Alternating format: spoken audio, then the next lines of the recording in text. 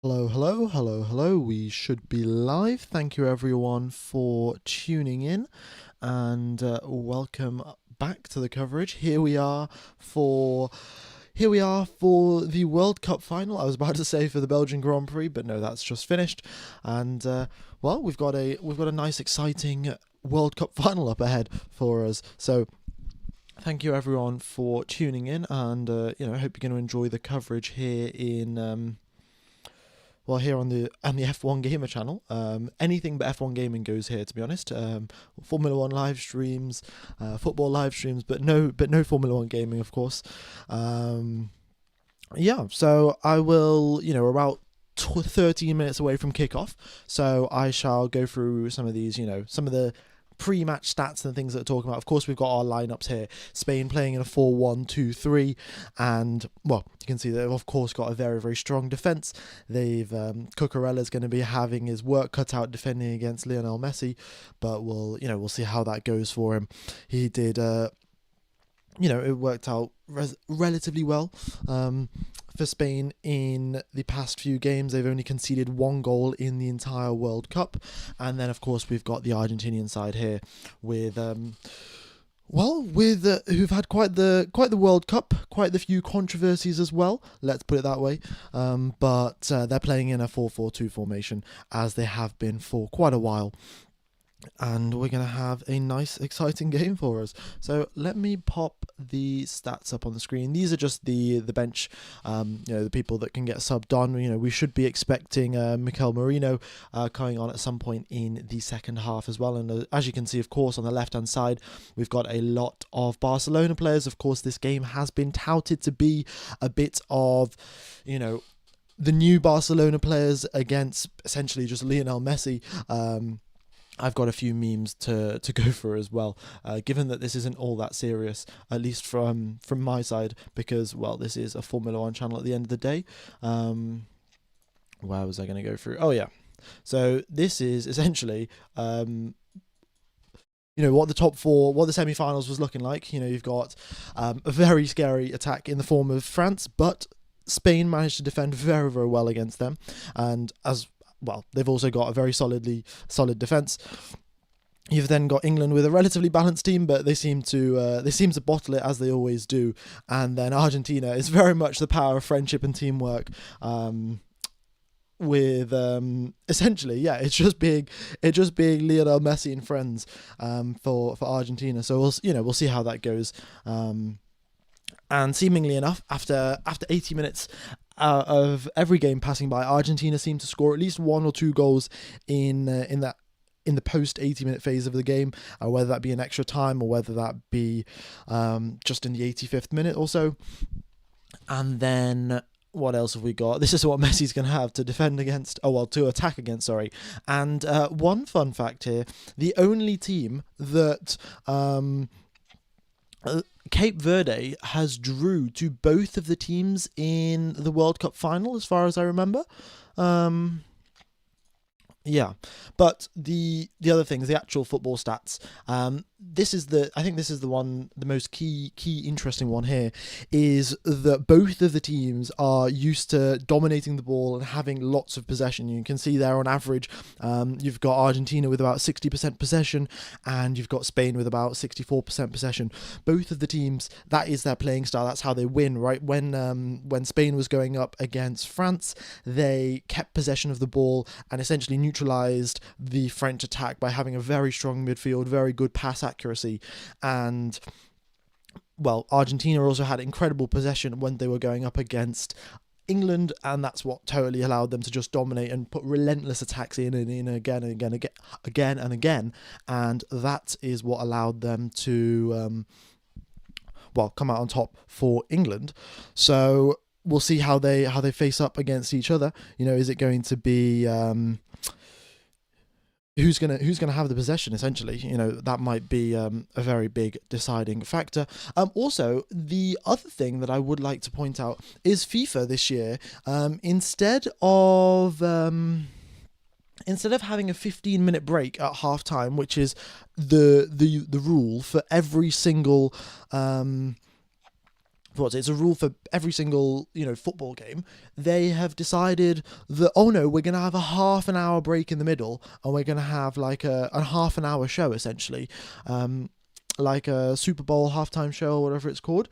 And I mean, that just totally ruins the whole football thing. Like, you're meant to only have 15 minutes break. The players are still relatively tired when they go into the second half, and having this extra, having this extra 15-minute break that's going to get added on to the original 15 minutes is frankly a bit stupid. But it's FIFA at the end of the day. They'll do anything to get more adverts into the football matches. Yeah, yeah, and we'll see how that plays out, of course. But as you can see there, the World Cup trophy is being sort of unveiled on the footage, and you've got Iniesta there, the Spanish player back from the 2010s, showing it around the stadium. But yeah. All right. England used the Ferrari strategy against Argentina. Yeah, looks like we've got a lot of Formula One fans here, unsurprisingly. But yeah, I thought I'd just, do a little bit of stream the World Cup final, see how that goes, yeah. As you can see here, the oldest player on the Argentinian side, Lionel Messi, 39 years of age. He is at least 6 years older than everyone else on the starting 11. You've got a few older people, I think, in the substitutes. There you've got 34 years old. And well, we're just gonna have a very exciting game, to be honest. I don't know if it's gonna be like the game that we had with England and France yesterday. That was a pretty crazy game, but if it's anything like it was last time round for the World Cup, then we'll see how it goes. But yeah, having a look at the odds there, 42% chance for Spain to win, 27% for Argentina, and 31% going to extra time. That is quite the high probability of going into extra time. We'll just have to see how that goes, really. Of course, I think another thing to point out is Spain's sort of play style requires their players to run a whole lot more. So on average, you have each of the players running 10 kilometers over the course of the 90 minutes. But for Argentina, for Spain, you've got them running 11 kilometers, which isn't that much, right? But it is 10% increase. And then, of course, they've been doing that for all of the previous games that they've been playing in as well. So, this sort of tiredness does add on to that. And then the other thing is that Spain does 25% more sprints over the course of 90 minutes. So 25% more sprints, more explosive power and all of those sort of things, but that tires out your players a whole lot more. So that is, if it does go into extra time, then will Spain have the fitness to be able to continue on and push through all throughout the 120 minutes? But I think in the earlier 90 minutes, Spain does have the upper hand. So, but we'll see when the players get out onto the pitch, right? Both teams have got very talented sides, and either of them could win today. It's down to their mentality, down to how they play, and if they let the nerves and the pressure get to them. Of course, Argentina, given that they won it 4 years ago, they'll have the experience, they'll have that sort of self-confidence, right? That, oh, we did it 4 years ago, we'll be able to do it again. So that could, of course, be a bit of a factor, but we'll see how it goes. Right. Can we get the stats to see who's wearing what shoe? No, I've not got any of those stats. I haven't got the best football stats, to be honest. I've just got what Google's up for now. I'm sure when the match starts, we'll get all of the fouls and stuff like that. But yeah, the goal and the time is just going to be up here at the top, to be honest. Haven't got the most sophisticated setup in the world, but I hope that is all right. if you see the YouTubers like I Show Speed who are streaming the World Cup, they have a graphic of ball location on their stream since they can't display the actual match. Can you do something like that? I did email some people actually trying to get access to those graphics, but they never got back to me. So I guess I've got to get a few more subscribers and then maybe they'll get back to me. Yeah, but it would actually be quite nice to be able to show the ball moving around the pitch and then of course all the players. But unfortunately, yeah, not something that I can get sorted on such short notice, unfortunately. Yeah.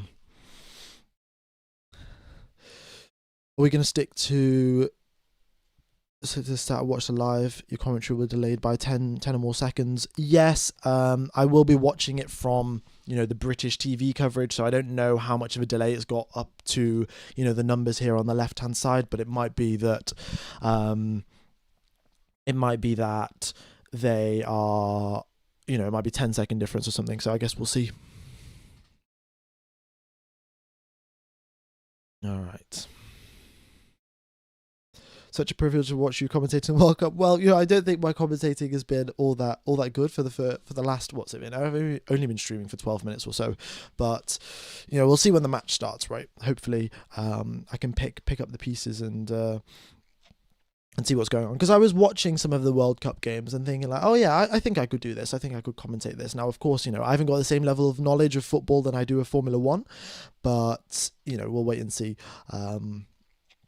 what I can do. We've got the drivers now. I'm going to keep saying drivers, but we've got the players coming out onto the pitch. They'll have their warm-ups. They'll be getting their warm-ups done. And then I think what we'll have some of the national anthems, and then we'll be getting going under very, very shortly. Commentator of sports that start with F. Yeah. Which British TV am I watching? I'm watching ITVX. I think that's where you can watch it on.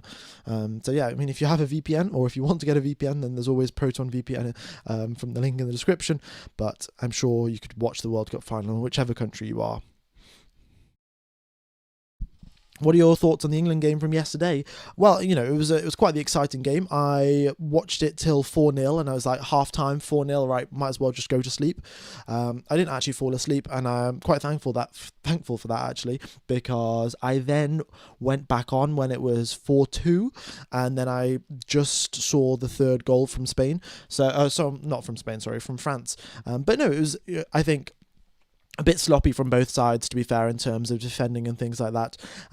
France had quite a lot of chances, which Elise did not capitalise on whatsoever. But hey ho, like, it was the third place game. These teams were there to win the World Cup. Now, of course, you play the third place game out of respect, but you're not going to be going at maximum intensity, especially when you've got the Premier League starting in about 2 weeks' time or so. It is. Oh, sorry, not 2 weeks' time. You've got a little bit more time than that, but, it's still relatively soon, so you don't want to get your injuries coming through or anything like that.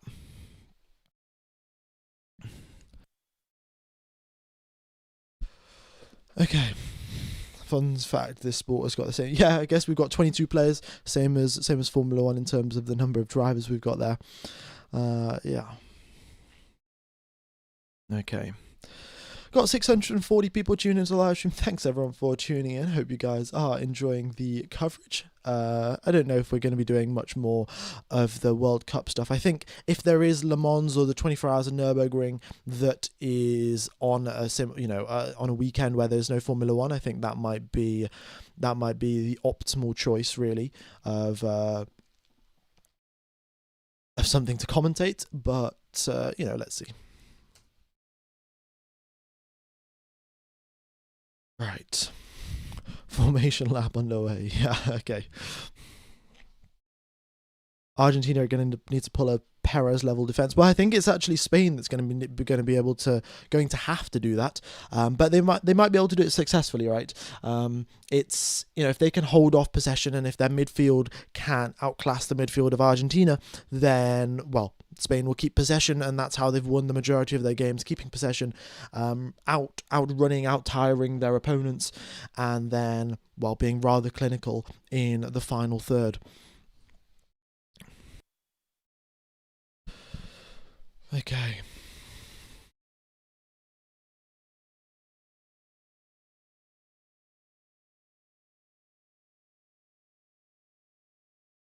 So wait, why does it say race starts in 0-0? Oh, I should probably get rid of that anyway.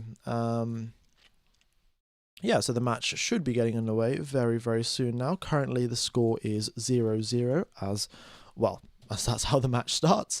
All right.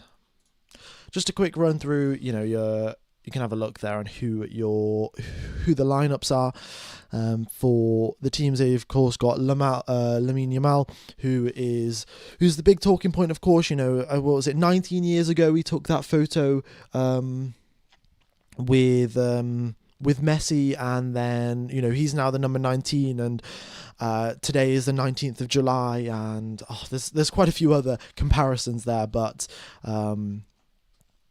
yeah, we'll see how that goes. And then there are a few more graphics that I've got left to show. This one being, I talked about this, how Spain is putting a lot more sort of physical intensity into it. You've got Spain's defence. They've only conceded one goal in the entire World Cup, which is pretty incredible, to be fair. And then, this is the final thing, which I'm sure quite a lot of you have seen all around social media.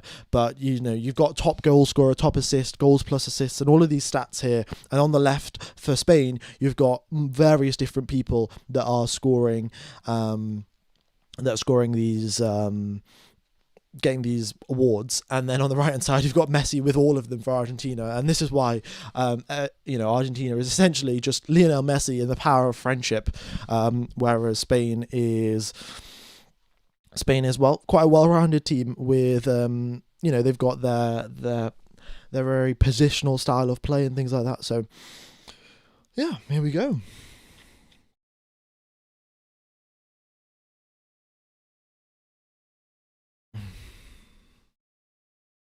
Can we talk a little bit about today's Grand Prix?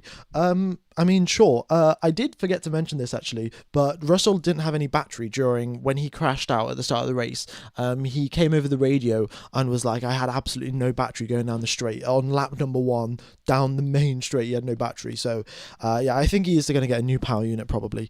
But to be honest, we're here for the World Cup. I think we'll stick to the World Cup for now. I don't know what's going on here with the timeline and why it's not updating properly, but here we are. What's the pit stop strategy? Well, we're going to have a hydration break and then a halftime show, which is 30 minutes long because FIFA want to have a halftime show for whatever reason, and then we've got a second hydration break. So 3-stop strategy, ladies and gents.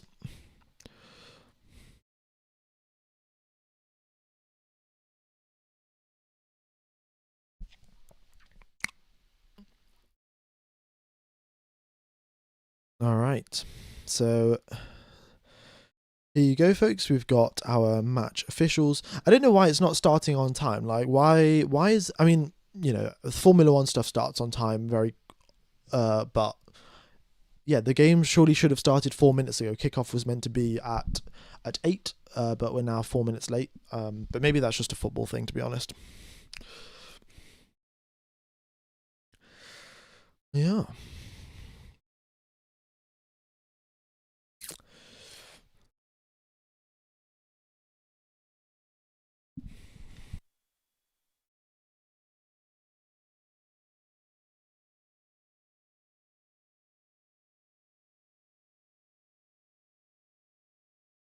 Thanks for ringing this. No worries, folks. No worries, folks. Hope you enjoy it, of course.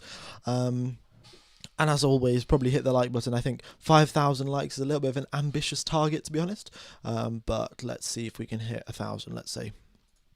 Let's go 1,500. Still a long way to go till the end of the game. We haven't even started.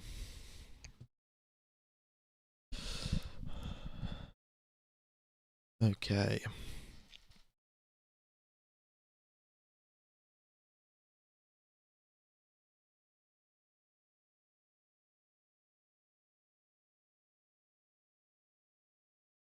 But of course, the pressure building, the stadium, the atmosphere is pretty amazing in New York. Nice and sunny weather.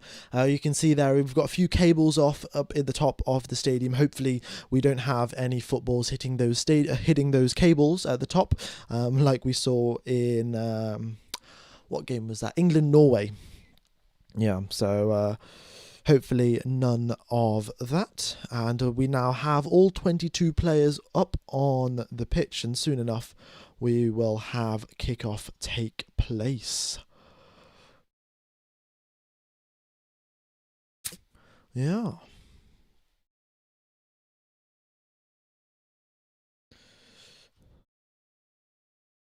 Should have kicked off at 8, but Americans are never on time. Yeah, I mean, it's probably because of their unit system, right? Like, they're probably measuring. There's no unit for.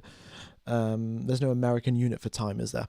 Otherwise, I was going to make some joke about how they measure stuff in football fields per bald eagle or something. But yeah, anyway, here we go. We've got Argentina taking the kickoff from the centre circle, and the referee's going to blow his whistle to start off the World Cup for 2026, ladies and gentlemen. Here we go, and right from the start, we've got Spain applying some pressure to the Argentinian backline, and the first pass that the Argentina attempt to make forward has been intercepted already, and now, first few minutes, all of the players are going to take a little bit of time to settle into the game, right? A little bit of, not a little bit of nerves, quite a lot of nerves, to be honest, in this World Cup, especially at the final. And there you go. We've got the kickoff and the coverage up on the screen as well. Okay.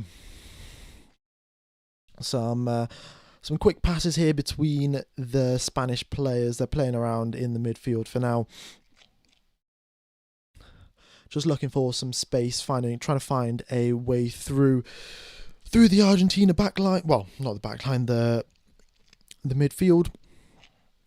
Slowly moving forward, of course, you've got a few of their players. They're playing very short passes, 1-2 passes between them now on the left-hand side. And round they go. Oh, that's a bit of a challenge there, but the referee says, let's pause the game here. It looks like we've got our first foul of the game. Spanish player going for a challenge, but it's a free kick to Argentina. First foul of the game only took 1 minute and 50 seconds. Hopefully, it's nothing like Argentina England game with all of the fouls that we saw there. Much would like to see a bit more free flowing football. I think it's always a little bit better that way.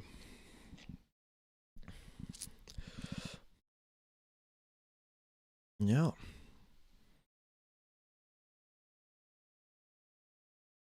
Okay, and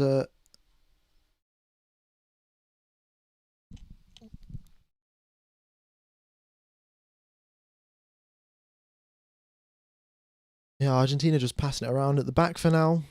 Still getting quite a bit of high pressing here from Spain. A lot more pressure up at the front there. There you go. But there'll be aims for possession, essentially. The teams will be looking to see who can hold most possession. As of right now, you can see that possession's looking about 50-50. Argentina's completed a few more passes than Spain has, but of course, most of them have been in their own half, so not much to ride home about.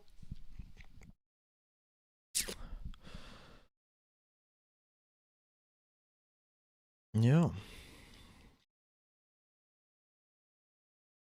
Oh, out of play. Bit of a bad first touch there from the Argentinian midfielder.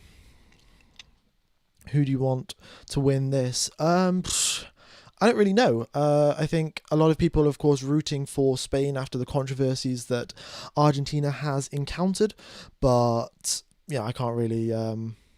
I'm really not too fussed. And it looks like we've got another foul or something going on here. The referee's having a chat with two players down at the halfway line.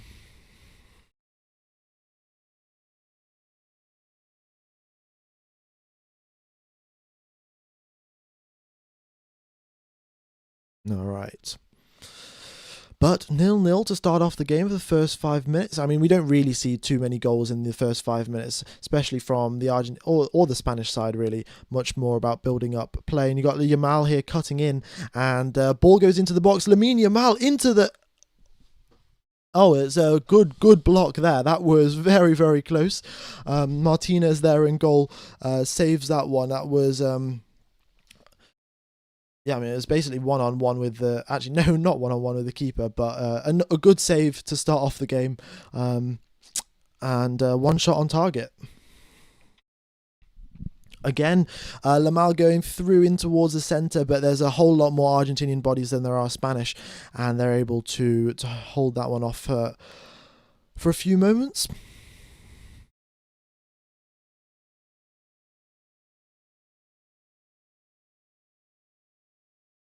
Okay. Can I speak Spanish? No, I cannot actually. I can say hola no hablo inglés, but I don't even know if that's Spanish or not. So, yeah.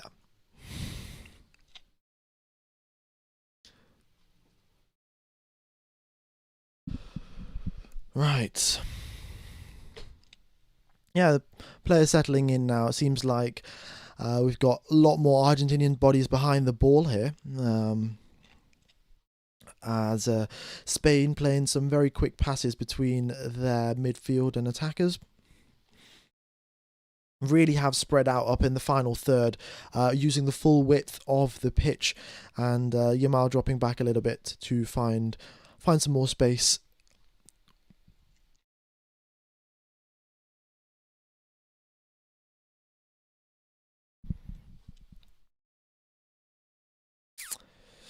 Okay.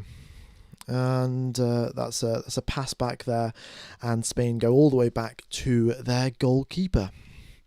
Is everyone here as clueless as me? Yeah, I mean, I'm not particularly clued up on football. I wish I had the talent to know and memorize all of these players' names, but as far as I know, Cucurella is at the back left of the pitch, and that's where Messi is as well. And I know a few other Spanish players, but really I'm not all that clued up. Just thought it'd be nice to commentate the World Cup.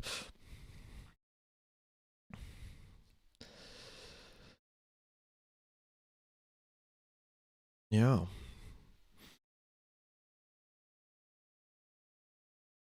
Oh, that's a play on there from the referee. Got Spain going on to one of the Spanish players off onto the ground, but here you are.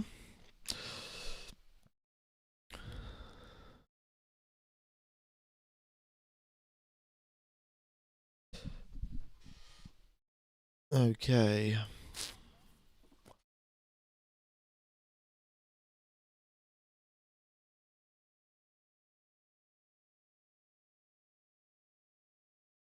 Yeah.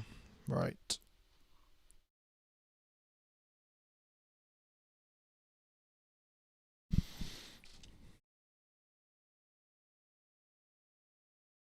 And Spain moving forwards here, but lots of Argentinian bodies all just pressing on immediately to the ball, and got the linesman there on the side saying that it is a...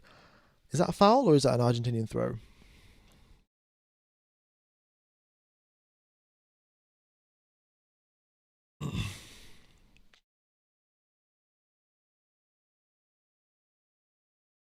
Yeah. Okay.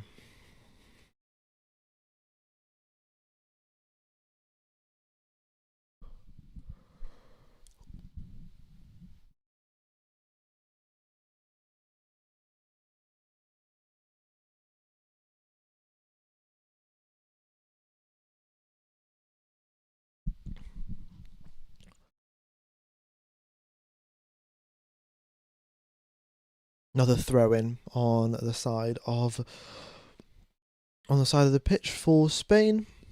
Looking at possession, looks like Argentina's holding on to a bit more possession, but the chance of Spain actually going on and Spain winning, at least, the probability is increasing there for Spain, despite Argentina holding a bit more possession. I mean, that's probably due to the fact that Spain have put together a few more attacking chances than Argentina have. And another ball out of play there on the left-hand side for Argentina. That's two times now that they've, two or even three times that they've managed to do that. One of my personal predictions, um, I think that it's going to go to extra time, to be honest. Yeah. Spain are a bit of, their defense is basically a brick wall. Like France couldn't even make it through. Now, Messi is, I would, in my opinion at least, still a player that can produce some magic against the Spanish defense, but I suspect it's going to take the final, 80 minutes plus, and that's when we're going to see. That's when we're going to see the magic come through from Argentina. Big long ball there in towards the other half, but yeah, one touch and lost it straight away back to the Spaniards.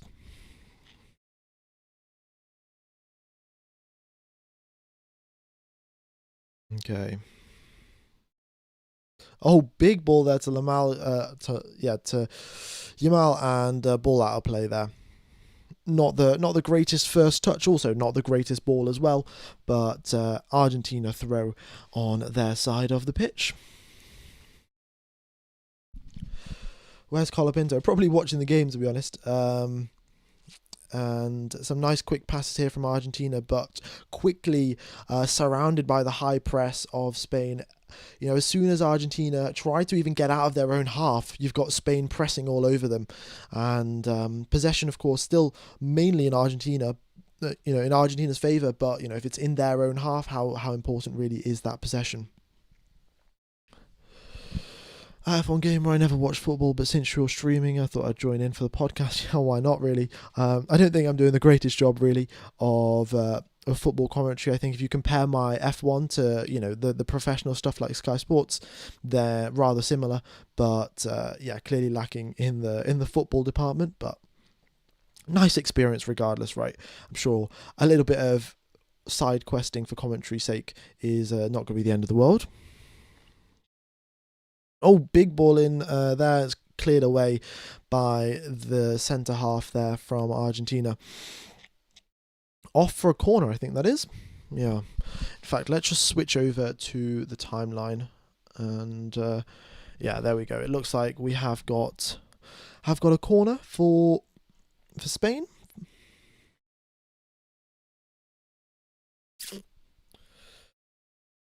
Where can I watch the match for free using a VPN? Is there a site? I mean, you could probably do it in the UK if you connect to a UK server. You'll have to make an account for ITVX and do some stuff, but I think you'll be able to watch it. Yeah.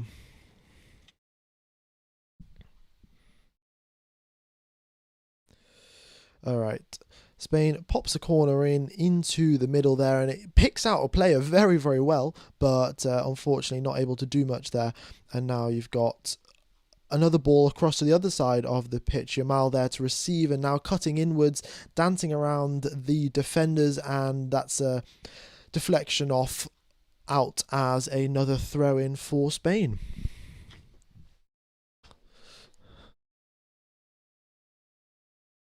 The lineups, yeah, let me pop the lineups up onto the screen. You've got that's the Spanish side there, playing in a 4-2-3-1, and then Argentina in the classic 4-4-2 off FIFA. But yeah, no substitutions as of yet. Which is, of course, wholly unsurprising given that we're 12 minutes into the game.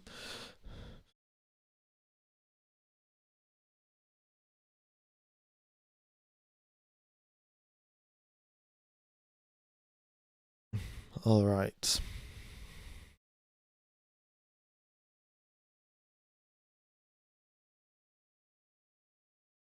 Did Hamilton get a penalty for the unsafe pit lane exit? Hamilton didn't get a penalty. The team got a fine. The team got a €40,000 fine for that. So, yeah, that's what happened there. €40,000 is pretty much pocket change to these teams, so it's not the end of the world. All right, and a bit of a lousy pass, to be honest, and lousy first touch as well, and Spain lose the ball back out now to what a challenge that was. And you've got the Spanish Dani Olmo is rolling around like he's had a 52G impact into the barriers, but is rolling around as if he's broken a bone or something, which he hasn't really, because he's the one that's put his foot on the Argentinian players. Classic footballers here. You need to get these guys in some, you need to put them on, get them a Formula One helmet. I do find the diving quite absurd, to be honest. But it's the game's the game, right? If you dive and you get a free kick, then you've helped out your team, and you do whatever you can to help out your team at the end of the day. You're here to win the World Cup. You're not here to really play, follow every single rule in the 1,000-page rule book that I'm sure you've got for football. What do you call a hydration break in F1 terms? A pit stop? Yeah, probably. Yeah. All right, Martinez here got the ball in. He's just walking around in his own in the box here, and not doing much. And he's got one Spanish player approaching him now. Possession. Looks like Spain has got. Spain has got more possession if we now look at it. Yeah, Spain with now 68% possession of the ball, so they're dominating that side of things. And both of the teams in fact have, in all of their games, went on to win by getting as much possession as possible. And you can see a bit of a dodgy challenge there. Lionel Messi also getting hit over, but look at this, the Spanish players doing their best not to piss off Lionel Messi, and to help him up off the pitch, because we've seen in the past how that turns out, where you make Lionel Messi angry, and then you pay the price by conceding 2 goals in 10 minutes. All right, we've got an Argentina free kick here, after that foul on Messi, and while they're taking their merry time to take this free kick.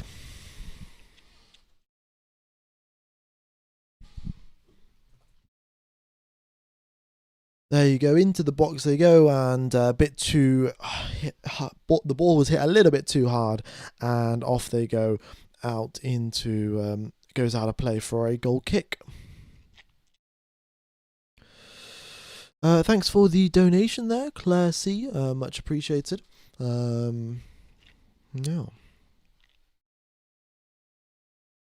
Larry, is that an Argentina shirt? No, it's just a plain blue shirt. Yeah. All right, Lamal got the ball here, and he puts one into the box, and a little bit too close to the goalkeeper. I mean, it was through on at the back post. There was a Spanish player waiting at the back post for that ball to arrive, but too close to the goalie, and he managed to scoop that up without any further issues.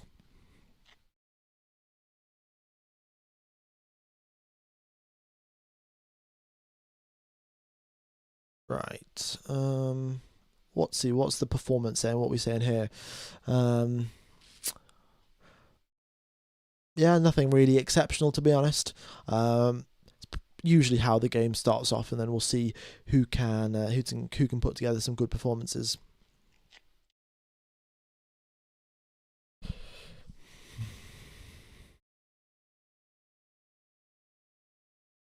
Oh, that is a really good ball in from Argentina. Just a huge long ball, and well received as well. But yeah, couldn't convert it, couldn't make that final pass off to the player, and Spain managed to get possession back of the ball. What happened so far? I've just came. Not a huge amount, really. Not a huge amount. It's been a few fouls here and there, pretty typical for a football game, and then no huge chances. I think Spain have got the closest with, I think, 1 or 2 shots on goal, but past that, it's been relatively smooth sailing for both teams. Yeah. Yeah, I mean, there's a lot of shoving and falling, and to be fair, it's pretty typical of football, and that's a nice through ball in towards the Oh, there you go. Ball also be pushed out of play. A lot of pushing and shoving, as is standard in football.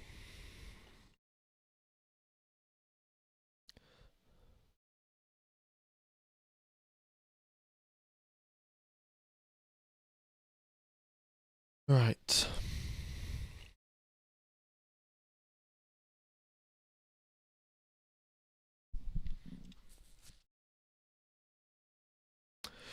Got Fernandez here complaining about the fact that he may have been fouled, and he's a.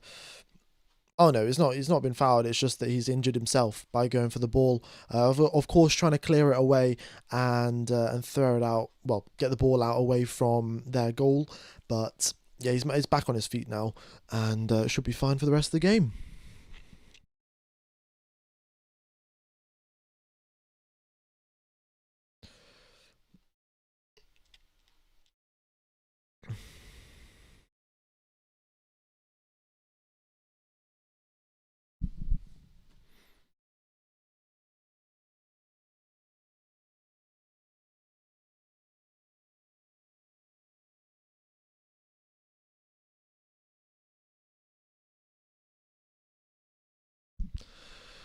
Right, F1 Gamer, who do you think's got a chance to win? Well, if we have a look at the stats are saying 44% Spain, 33% extra time, 23% Argentina. If you ask me, I still think Argentina are going to pull something out of the bag. I mean, the Spanish defense is good, but it's not impenetrable, as shown by Belgium. Actually, you would have thought that France would have been the team to penetrate the Spanish defense, but it was actually Belgium. That managed to sneak a goal through, and I think Argentina will be able to find a way through as well.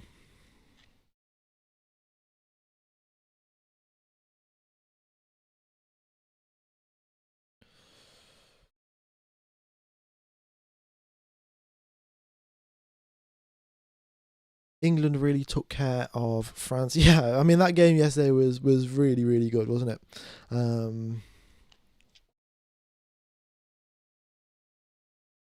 Right.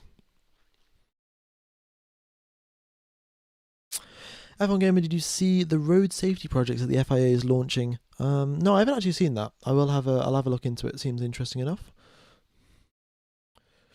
DePaul's aerodynamics are so good he doesn't fall from tackles. Yeah, DePaul was launching in some good balls into the box when they were playing up against England, and we've got our first offside here for Argentina. Yeah, the flag goes up, and it's a free kick for Spain, but Argentina get the possession back rather quickly, actually. But DePaul was putting in some good balls into the box, and we'll see if he can deliver similar results here in this game. Is he starting? Yeah, he is. He's there on the right hand side with Messi. Of course, those two have played together past few games, and they've got quite the good chemistry between the two of them. So we could see some magic there on that side. And that's been passed out to Spain, very close into Argentina's side, but unable to convert there, the Spanish striker.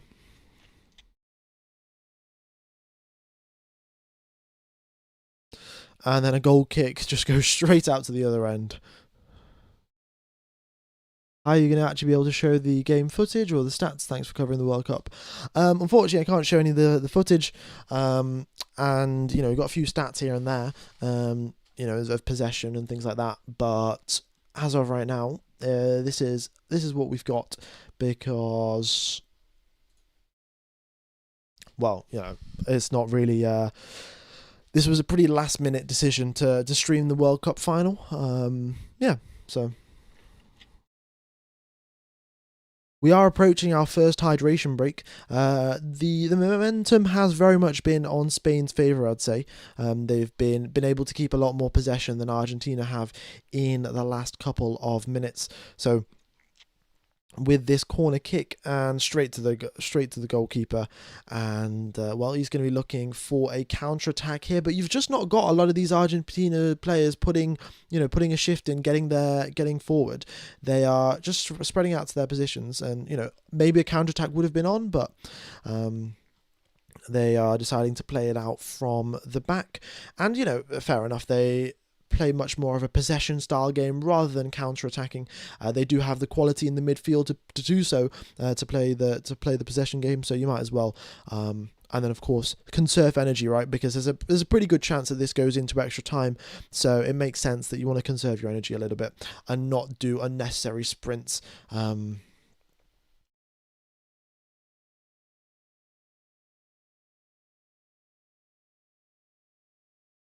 Argentina need to concede, then they'll start playing. Yeah, I mean, we've now got our scheduled hydration break, but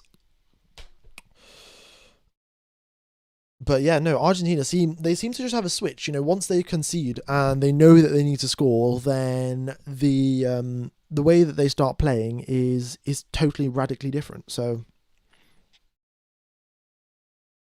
okay, imagine the 40k euros coming out the salary of the guy who messed up. Yeah, but this is the thing. They don't really do that sort of thing in Formula One. A lot of in Formula One and also in football, right? You don't really want to be singling down anyone's success or anyone's failures down to a single person. While it may be that a single person had the end thing that they made that mistake, there are a bunch of processes, there's a bunch of training that goes into preventing these mistakes happening from the first place. So, it's the coach's thing or it's the manager's thing to say that, we should have trained for this, we should have trained for this scenario or whatever it is. So I think it's quite important to fail as a team and also to win as a team, and I think that's what Argentina, well, both teams have very much, but also in different ways, right? I think Spain, there isn't a standout. Of course, Yamal is a standout figure, but he's not in a very leadership style of position, right? Whereas I think in Argentina, all of the players are very much rallied around Messi, and it's like, do it for Messi. He is one step above us, which I think is fair enough to assume. But then, whereas in Spain, it's much more sort of level headed, or not level headed. I think just much more equal footing between the players. All right. And we'll be back underway after the hydration break very, very soon. In fact, we're already underway.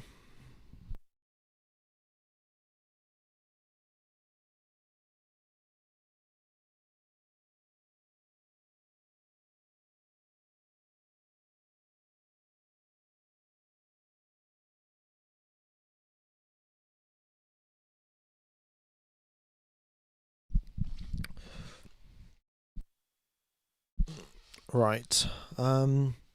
They keep showing us a bunch of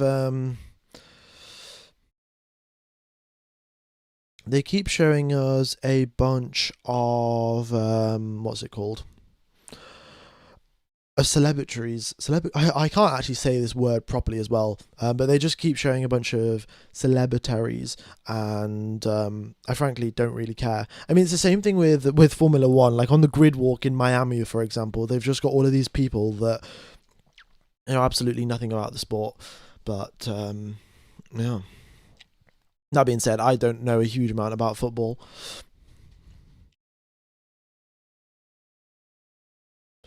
Good to see you on football, Larry. Yeah, well, it's a new something different. We'll see how it goes. Obviously, definitely not the biggest stream by the channel has seen. We've got about 640 people tuned in. Much appreciated, guys. Everyone that has tuned in. Hope you are enjoying, and yeah.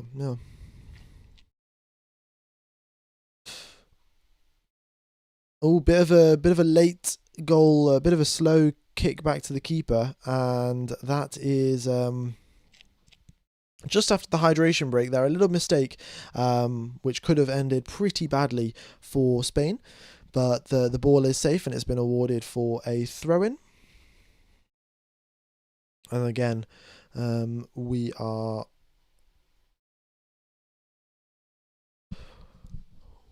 playing away. Element of panic, yeah, that it's probably the best way of putting it. I think with football and you've got a bit of this flow state that happens, and then and then you take a break from it, you stop for 3 minutes, you chat with your manager, you get a drink or whatever it is, and it's just not the same, really, is it? Um, and once you go back to playing, everything's ever so slightly different. You're not in the flow, and that's the momentum shifts that people have been talking about, right? The hydration breaks um, causing teams' fortunes to shift so dramatically.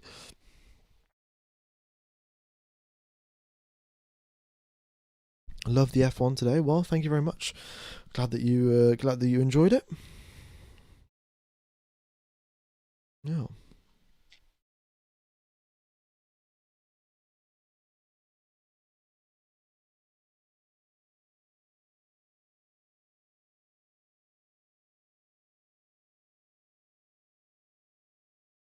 The overcut would work really nicely here as well. Well, there is actually a thing in football called overcut. Well, I don't know if it's called overcut, overlap maybe, but you've got one of the defenders going round in front of the attackers, overlapping over them to help with the attack. But I haven't seen much of that really in this game. I don't think Spain are really trying to do that, and they're playing a little bit more down the. Oh, that was another little, Spanish defense blunder there. But Cucurella pushing forward past the halfway line and then onto pass it off back into the midfield. And now Yamal here on the right hand side of the pitch. He's got two defenders. You've got a bit. Oh, what a ball! But yeah, just the incorrect weighting on it, and goes a little bit too fast for Dani Olmo to go pick up. But yeah, he's finding these passes, and this is another thing, right? That when you have these sort of star players like Messi, like Yamal, not only do they um, not only do they cause them problems in of themselves, but because they are highly regarded amongst the defenders, amongst the midfielders, they sort of act as a bit of a magnet, and they pull the defenders away from the people that they should actually be defending against, and opens up a whole lot of opportunities.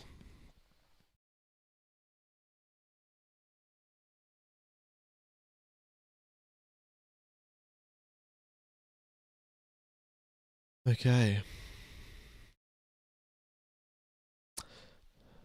Did I disable adverts? Yeah, I have disabled adverts, so hopefully no adverts are showing up. But yeah, I mean, I'm not going to put any adverts in the hydration break. I'm not FIFA.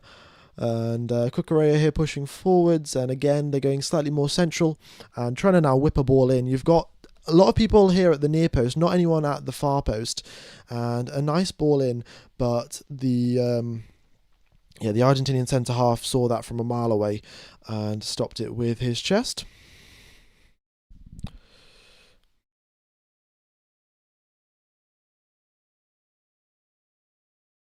All right. Double duty, respect the hustle. Congrats on getting your degree in 250k. Well deserved. Well, much appreciated. Much appreciated. The Fishing Florida channel. Cheers, buddy. Yeah. No, I'm pretty pleased with it. Really. Bit of a long day today. But coping all right. And we'll see. And at the end of the day, there's not a Formula One stream. It's a bit of a foul there. And a bit of a foul on the Argentinian player as they try to move forward onto the attack, and they're awarded. Well, this is saying that they're awarded a free kick on Google.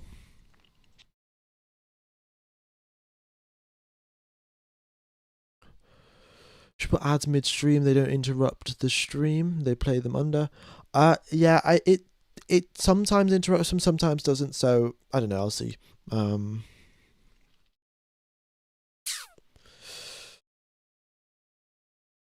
And at the end of the day, this stream is a bit of a hobby. Like if I do start feeling really really tired at the end of the second half or something, then at the end of the day I can always end it. But I think it'll be fine. I suggest putting a block over final just so you scroll the page. Yeah, it is slightly misleading, isn't it? That it's saying.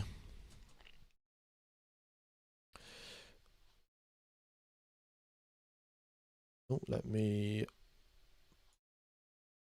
There we go. Yeah, just, I mean, ignore that rectangle there. I could definitely do cricket commentary a lot better, given that, I actually played quite a bit of cricket myself. But isn't there, someone said in the chat that there's some England India game going on right now? But yeah, no, I'm sure I could do that a little bit better than football. Larry, are you a mechanical engineer? I'm pursuing chemical engineering. Yeah, I've done mechanical engineering. Yeah. All right, look at this. Argentina again. Pretty much all of their bodies are now behind the ball. You've got one lone player off behind it, and that's Messi, of course, because he. Cucurella puts another ball in, but it was on the ground and spotted very, very early on, out for a throw and also offside as well.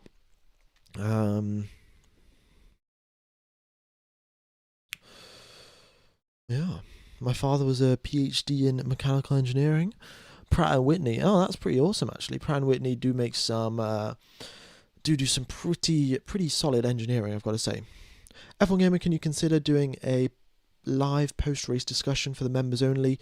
Yeah, I might. The issue is that I'm just not so sure how it affects the YouTube algorithm, because it would basically mean that I have a stream with, like 300k views for the race, and then I'd probably have a stream with like 100 views for the post-race discussion if it was members only.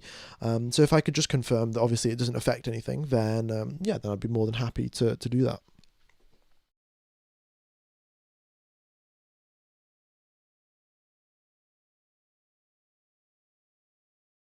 All right. Yeah. Got an Argentinian throw here onto. Oh, Spanish players just all over them, and another throw in now.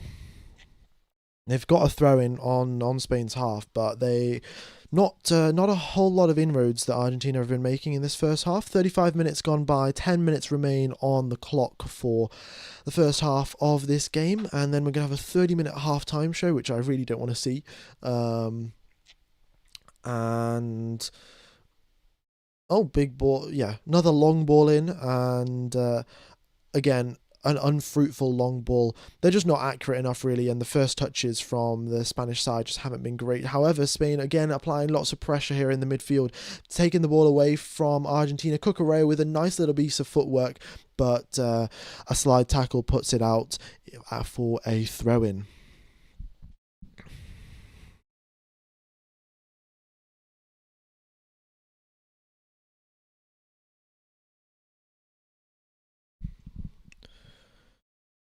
All right. What do I think of the Ashes last year? I did not really watch the Ashes, to be honest. I only really watch the Cricket World Cup. I'm quite a big fan of playing cricket, but in terms of actually watching it, I'm not. I don't actually watch a huge amount.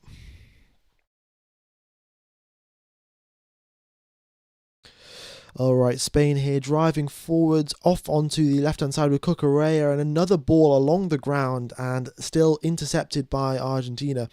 And they're going for a lofted ball in, and again, centre-half found it out very, very early on.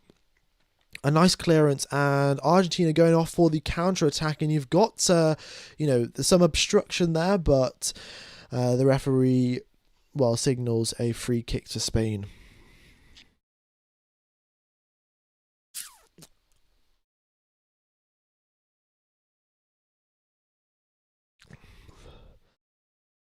All right.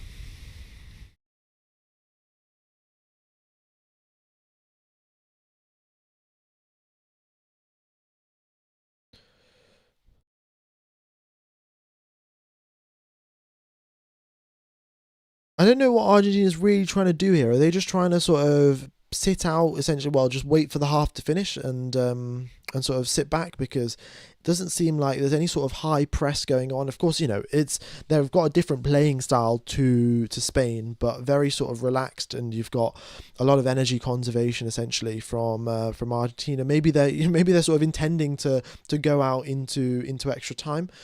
But Spain here with a ball in and a very nice save. I mean, it was fired straight at the goalkeeper. All he had to do was get on the ground, which he did so rather quickly. And yeah, that was a quick save. But I think that was the first real opportunity that Spain have had all game long. And they'll be looking to, of course, well, find a few more of those opportunities with 6 minutes left on the clock now.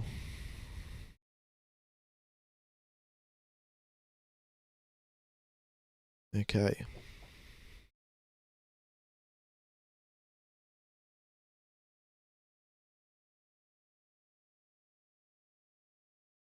And another big ball all the way to the other side of the pitch.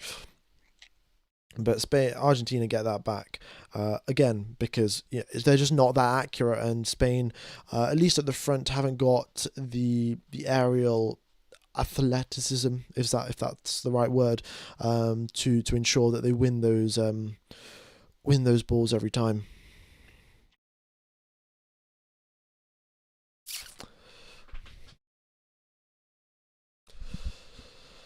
All right, and passing out to the right-hand side here for Argentina, and a quick ball here from Messi, and they're hoping to pass it back, and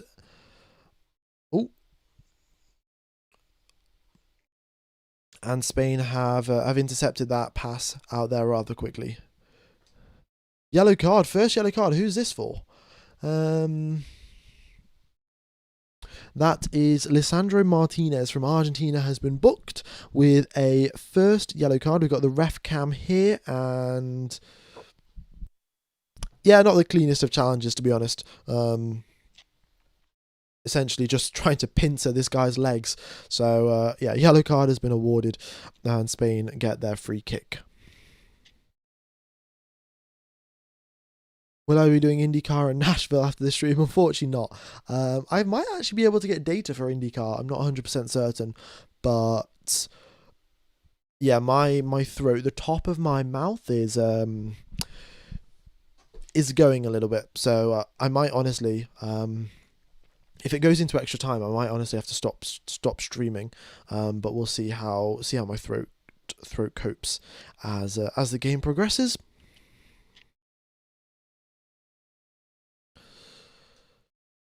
Okay.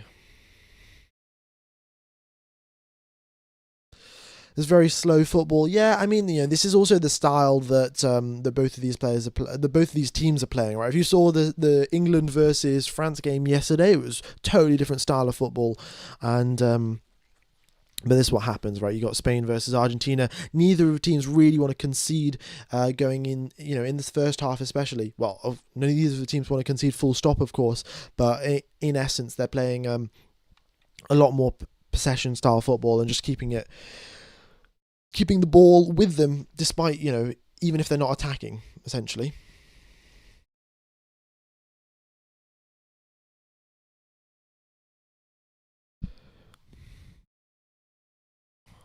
All right. What's going on here? They are, yeah, just a few pitches here and there. Right, and another attempted ball in through the middle from Yamal, but again blocked and intercepted. Pass accuracy going down here quite a lot, actually. At least the balls that are going forward, we're not seeing a huge amount of accuracy in these passes. And Cucurella throws one in, and just wide by the finest of margins there. I mean, that was pretty close. They had the Argentina goalkeeper extended all the way out to his left-hand side, but it drifts wide and not on target.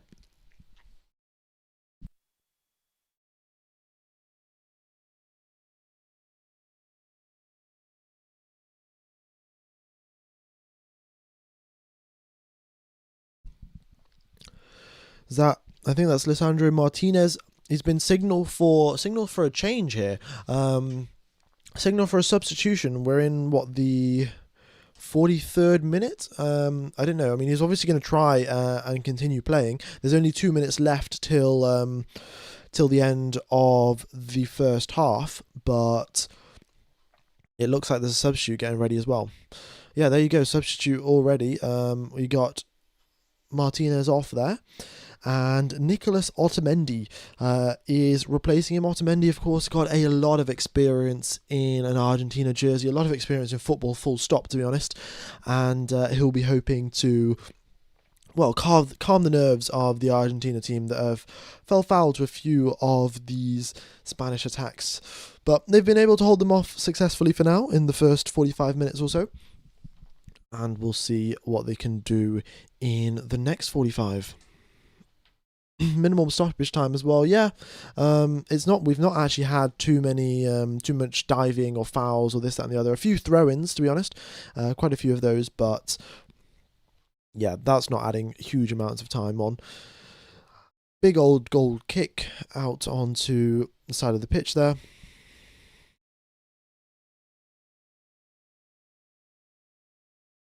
And Argentina now pressing a lot harder, surprisingly enough, at least. And there you go, you got an Argentina throw-in. Oh no, I think that's Spain, is it? Yeah.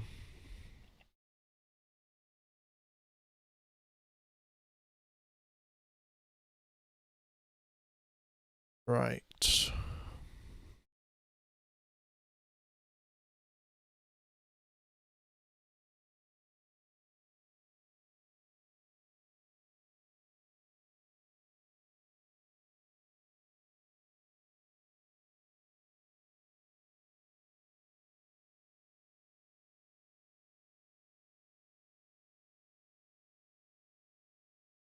Okie dokes.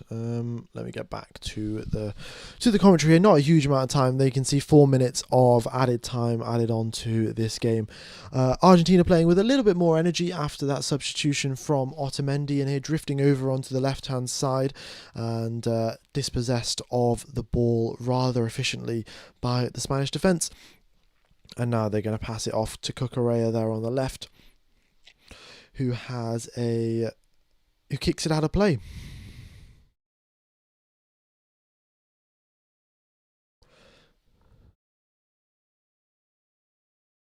Yeah. Okay.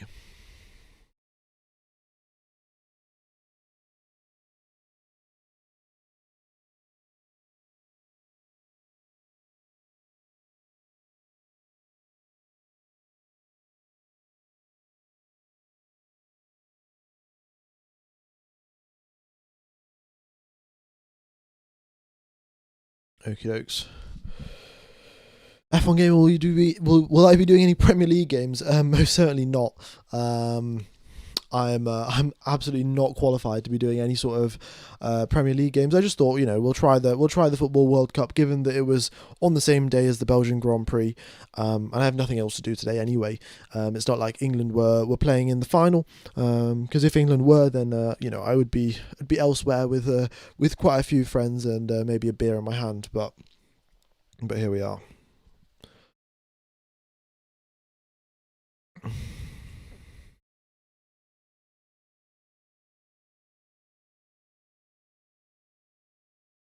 It still amazes me how this can be the most popular sport in the world. Watching paint dry is more exciting.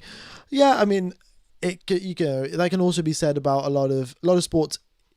In I think we're just getting a bit of a boring game of football here. Quite often, it does happen. We've had some exceptional World Cup finals. Don't get me wrong, but more often than not, the finals of the Champions League, the finals of the World Cup, or whatever it is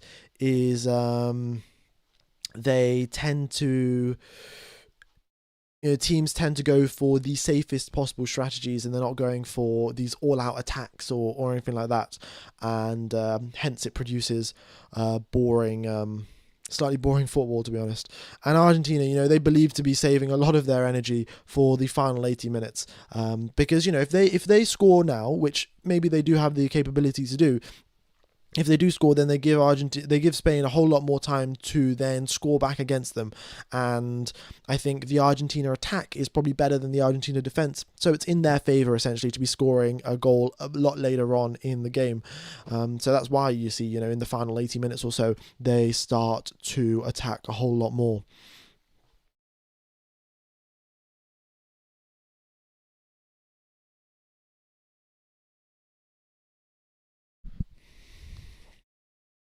Right. Yeah, not too many. Too well. We've got about 30 seconds left or so of this half of the game.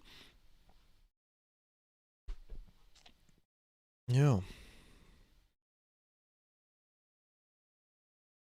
There we go, and Argentina just passing it around in their own half, really. I think to close out the first half of this game, which has been slightly disappointing, I would say, after the game that we had between England and France. Yeah. When are they going to be subbing in Fernando Alonso? Yeah, Fernando Alonso is definitely going to come in clutch here. Alonso can defend like nobody's defended before. When he held off Hamilton in 2021 at Hungary, he can definitely do that again. Spain, I'm sure, could use the help against Messi. All right. Yeah. Alrighty. Also, folks, if you do have any random questions, we're more than fine to do a bit of a Q&A now. We've got 30 minutes. I've not got a whole lot of football analysis to be able to add on to, to make this very I've not got a whole lot more analysis that I can add on to in this 30-minute break here while we've got the Super Bowl going on. So any questions about Formula One, any questions about football, or just me in general, I guess, feel free to ask away. F1 Gamer, are you excited for the BTS halftime show followed by or the iShow Speed halftime show? Not really any of them. I have a few siblings that might be interested in the BTS halftime show, but definitely not me.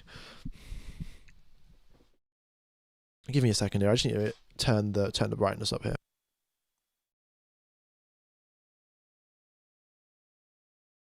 Yeah, there we go. A little bit better lighting. Right. Fernando Alonso assists Carlos Sainz goal, 89th minute. It's happening. Yeah. I mean, that's why they left Belgium ASAP to fly over to New York.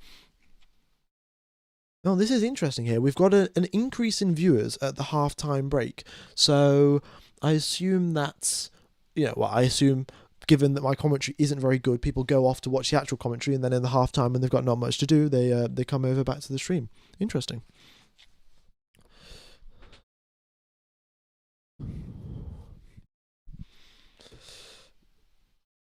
How about we check out some memes during halftime?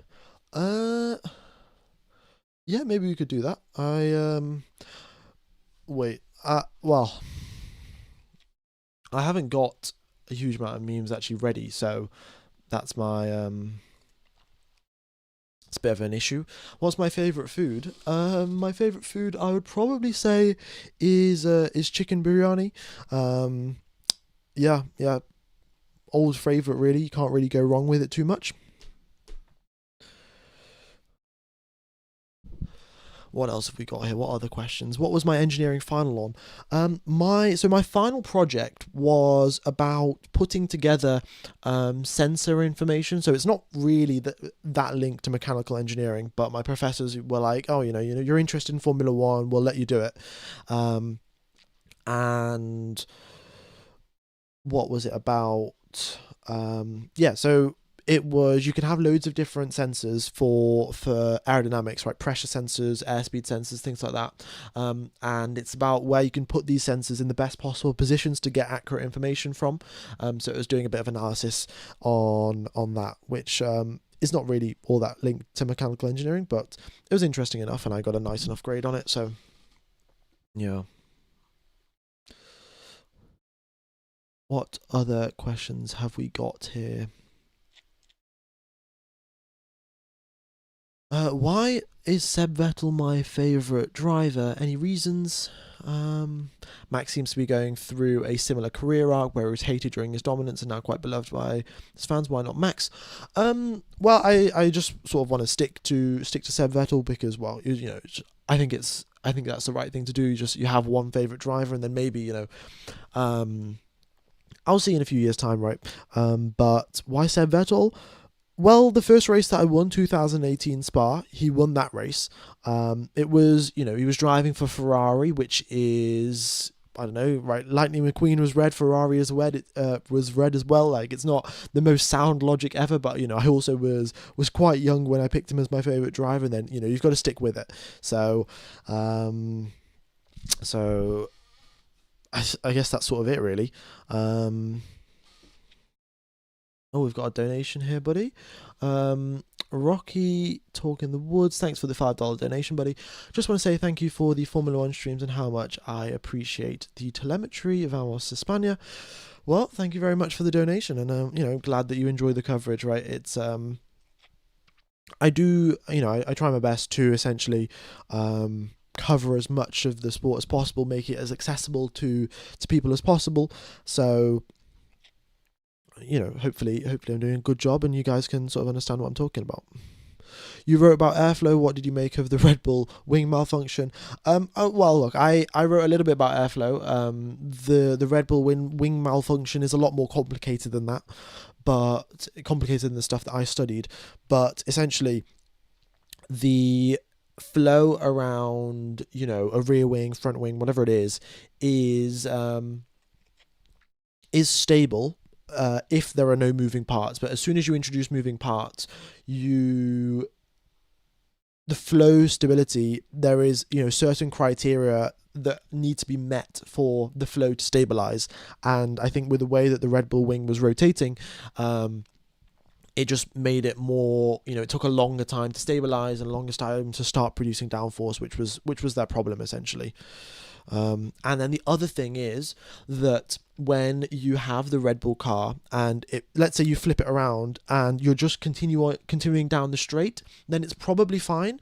But if it flips down and the flow still hasn't stabilized and then you turn into a corner, the airflow is not then even coming in a straightwards direction. It's coming at an angle. It's going across the rear wing at a slight angle as the drivers are turning, and that causes and that will make the stabilizing characteristics 10 times worse essentially. So that is probably what's going on at Red Bull. Yeah, I might get a bit old and dated, but is this new music a bit weird? I think it's quite often that we think the new stuff is weird and different, and we've got nostalgia for whatever. But yeah. He drove the red car, lol. Yeah, I mean, it's not really the most concrete reasoning, right, for supporting Seb Vettel, but at the end of the day, you pick your favorite driver or your favorite team very early on, and then I think most people sort of just stick with it.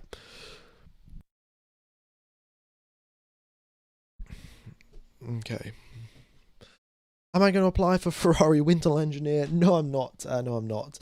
I did apply for Sauber Winter Engineer. So during my degree, I could take a year break and work in a company, and I did apply to work in Sauber, but yeah, they didn't pick me, so I didn't get the job. But at the end of the day, I think it's fine.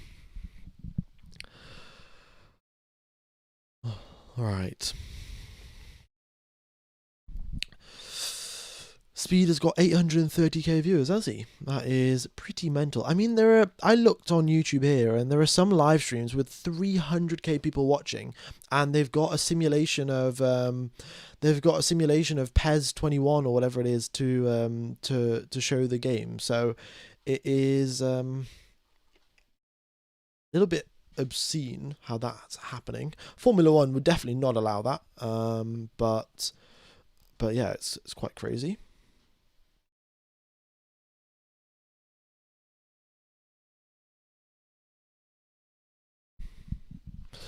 If Kimi won the Belgian Grand Prix in 2018, he'd be favourite then. Yeah, maybe actually. I mean, Kimi's still, still. I've got a Kimi Raikkonen cap here actually. They were.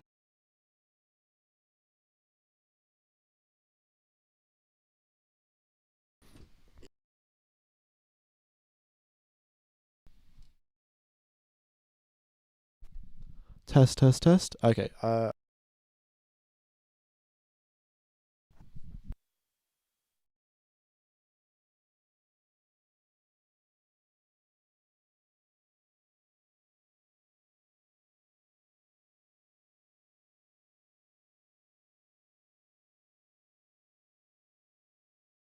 All right, we should be back. There we go. Apologies for the slight hiccup there. Clearly, my microphone setup is not the most stable thing in the world, but I do have a Kimi Räikkönen cap here. I think they sponsored me in 2021. It was my first or second ever sponsor that I got for the YouTube channel, and but no, Kimi Räikkönen definitely big fan of him as well. I would be interested to see what Kimi Räikkönen would think of these new regulations. You know, I think Kimi Räikkönen would just have a fit, and he would just, every single press conference would just be constant moaning. It would be quite funny, but yeah, we'll see how that'd be interesting. Okay. Do you have any official F1 merch or memorabilia that you like that I like so much? I don't actually. I've never been one of those people that would go out and buy, the Lewis Hamilton shirt or whatever it is.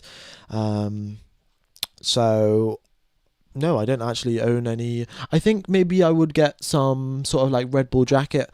I think I've seen a few cool ones on the internet, but no, I don't actually own anything. No.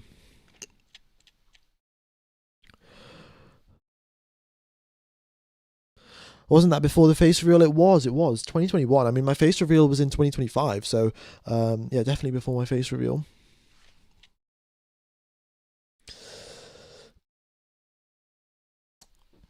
Telemetry shows Spain's doing much better. Yeah, I mean, you look at the odds there, and you can see that Spain are have got a 40% chance of winning, but you never count out Lionel Messi. That's I think a rule of football, isn't it? F1 Gamer, just curious, are you more of a batter or bowler when playing cricket? If bowling, what style? Oh, I was an opening bowler back in the day, but yeah, opening bowler up until I think about under 16s or so, and then after that, I just wasn't as good as the rest. So yeah, I'd bat at number 11 and open the bowling.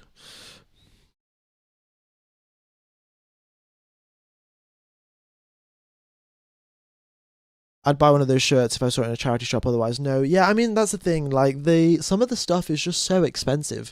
Like Fernando Alonso's great and all, but am I going to spend upwards of £55 on a hoodie that has Aston Martin logos all over it and all of their sponsors? Like, yeah, I'm not so sure.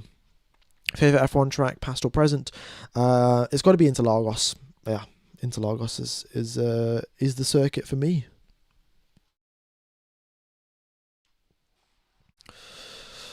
Right, I don't know how long this halftime show is going on for, but they've got someone else now out. Who is that? Is that Justin Bieber? Yeah, I mean, yeah, whatever. Back to the Q&A. So yeah, if you guys have any more questions, then I'd be happy to answer them. Um,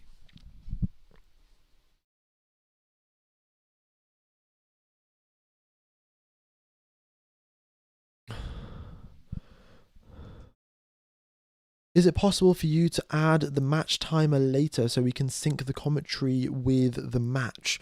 The At the left here, there is the halftime timer, and my commentary is 20 seconds delayed to that. So if that says 47 minutes, then I would be 46 minutes and 40 seconds. So you can sync it, but I would, to be honest, I would advise probably not listening to my commentary. I don't think it's all that great. I think the big issue is that I don't know all of the numbers for the players, and then I can't pick them out, being like, oh, he passes, Cucurella passes to Danny Olmo or whatever it is, right? I can't keep track of that. So,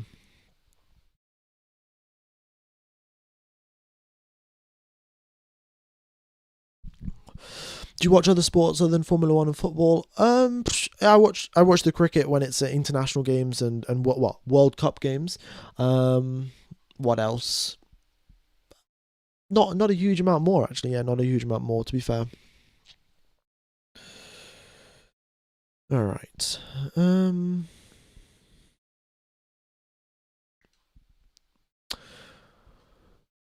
Yeah, congrats on 250k. Well, thank you very much. Thank you very much. Yeah, we did hit 250k earlier today, which is quite nice. Um, it's all coming together really. Got my results last week, 250k today, and so it's quite a nice week to be fair. F1 gamer, can we have cricket World Cup commentary as well? I mean maybe for the final, but again, like I don't know how good my commentary is. I've played a lot more cricket than I've played football, so I could give a lot more insight into that sort of stuff. But again, it's a totally different ball game at the end of the day. Can we see the silver play button? Unfortunately, my silver play button is packed away in storage. Um, yeah, it is. It's packed away in storage because yeah, I've got to move my stuff out in like a month or so for when I start working. So it's just all been packed away. Unfortunately, I will bring it out at some point later on. This halftime show and the stupid shows that America. Yeah, I mean, there's just no need, right? Like, just get on and kick the ball around, please. That would be fantastic.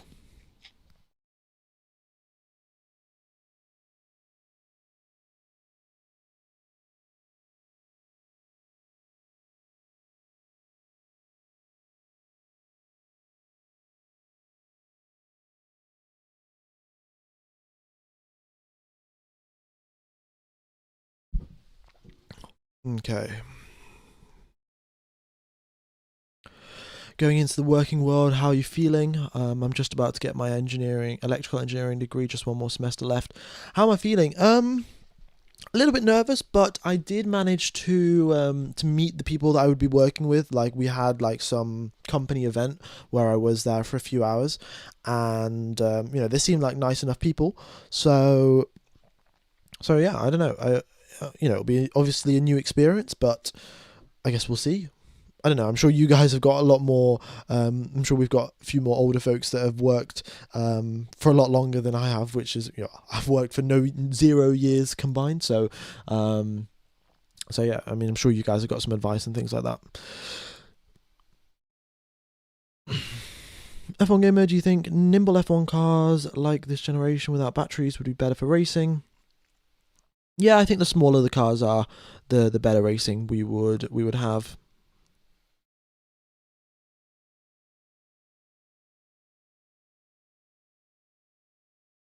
F1 gamer, have you ever wanted a job in Formula 1 other than the drivers? What would it be? Probably race engineer. I think race engineer is pretty cool. I also think my strategy decisions, just while I'm commentating, looking at the numbers and things like that, I think my strategy choices are pretty solid. So maybe head strategist. Um, yeah, yeah. Nice plain t-shirt, looks good on you. Well, thank you very much. Thank you very much. Yeah. Okay. What else is really going on? I mean, let's have a look. You can clearly see here that Spain, 3 shots that they've got, one on target. That was, well, it was on target, but it was also straight to the goalkeeper. So not a whole lot to shout home about there. Possession 64%. That is around about what they've been looking at for the majority of their games in the World Cup so far. They've been holding, I think, 60 to 62% on average possession. Their passes are also, nearly double the number of passes of Argentina, and their pass accuracy also a little bit higher. They have got 7 fouls to their name. That is 2 less than Argentina, and not a yellow card actually. Um, so there you go. And then in terms of offsides, you've got 1 offside for Argentina, 2 for Spain, and then 2 corners for Spain and none for Argentina. So, Argentina very much on the back foot in this game.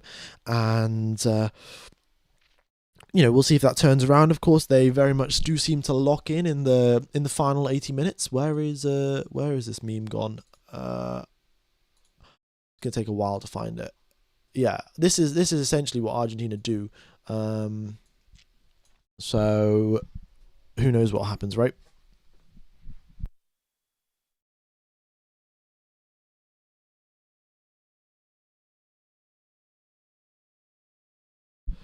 Right, just trying to keep the light.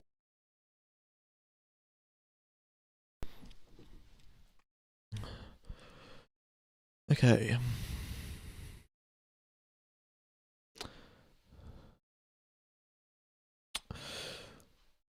I've done 2 summer internships. My biggest advice would be to not be afraid to ask questions while learning. Yeah, I think that's probably some pretty solid advice, actually. Yeah. All right.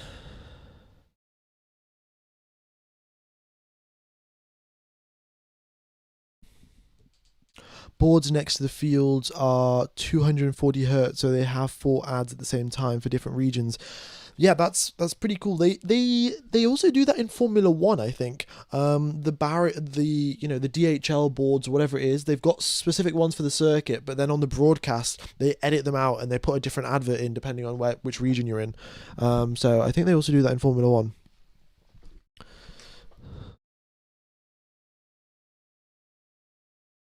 Is It's Coming Home the Ferrari version of We Are So Back in Football? Yeah, probably. Or Next Year Is Our Year, that sort of thing.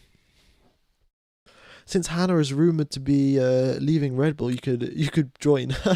I don't know if I'd really want to work in Red Bull. Seems like it's not the ideal working environment.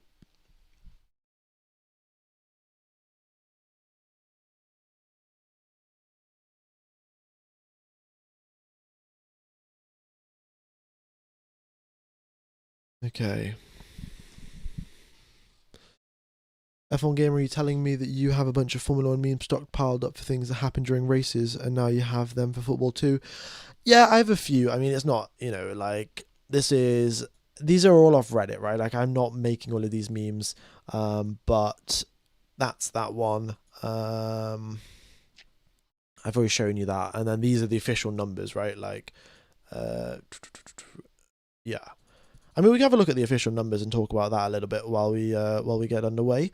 But you can see here the most number of attempted dribbles by comparison to this is comparing Argentina and Spain, right? This isn't across the entire World Cup, but you can see that Yamal and Messi are the 2 players that are attempting to do the most dribbles. Now, of course, they're not all successful, but I do tend to think that Messi and Yamal have got some advantages there in their percentages of converting attempted dribbles into successful dribbles. Again, Spain here, they have got a bit of an aerial advantage. I do think that does remain in their defensive work. So in the defense, they're very good on the aerial side of things. When they're attacking, a little bit less so. But yeah, they've got a good success rate in aerial duels. And then sort of continuing on, right? We have got dominating the ball. You can see, yeah, Spain there is used to having, on average, they have 64% possession. Surprise, surprise. Here in against Argentina, they've also got 64% possession. So it's going a lot across to their game plan, right? Their pass accuracy is around 90%. Again, it's 90% pass accuracy for Spain that they've got. So,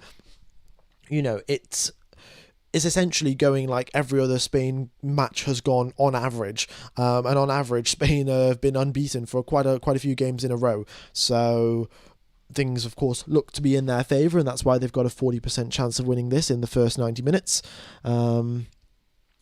But, this is the thing. Spain style is a lot more physically intense. You can see there, on average, the players are doing an extra 10% of running from the Spanish side. On the sprinting side of things, they're doing an extra 25% sprinting. And, that's all well and good in the first 90 minutes. But in the final 10 of those 90, then that's when the tiredness starts to kick in. That's when, essentially, Argentina start to push everything up into the high gear and start pressing higher and higher and start going for more interceptions and things like that. So, and then bringing men forward. So I think that is essentially Argentina's game plan. Sit back, try not to concede in the first 80 minutes or so, and then stick one in the back of the net at around 85 minutes, and then hold on till full time. Yeah. But this is my very amateur analysis of football. I have got. I did ask one of my friends actually, who's a lot more knowledgeable about football, if he wanted to join me on the stream. But yeah, he declined, which is fair enough, to be honest. Okay. F1 Gamer, Star Wars or Lord of the Rings? I gotta go with Star Wars. Yeah.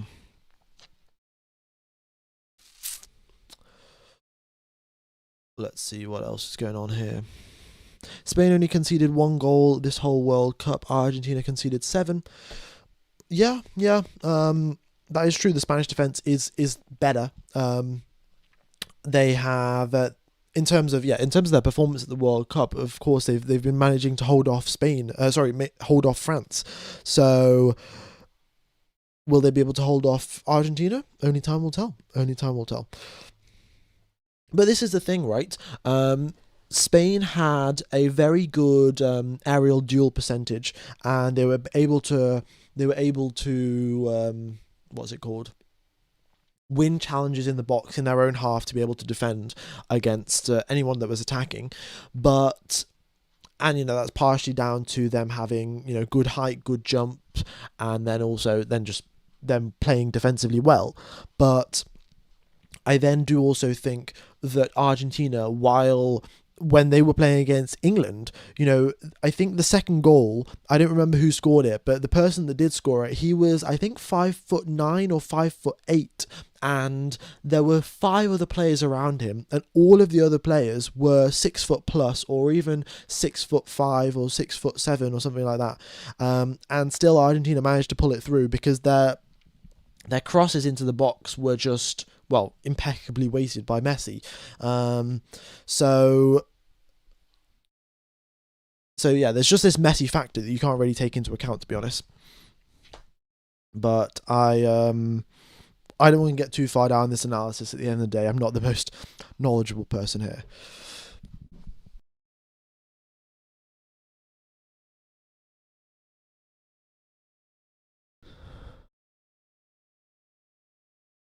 Am I on the wrong channel? Well, if you're watching the halftime show and you're thinking, what is this, then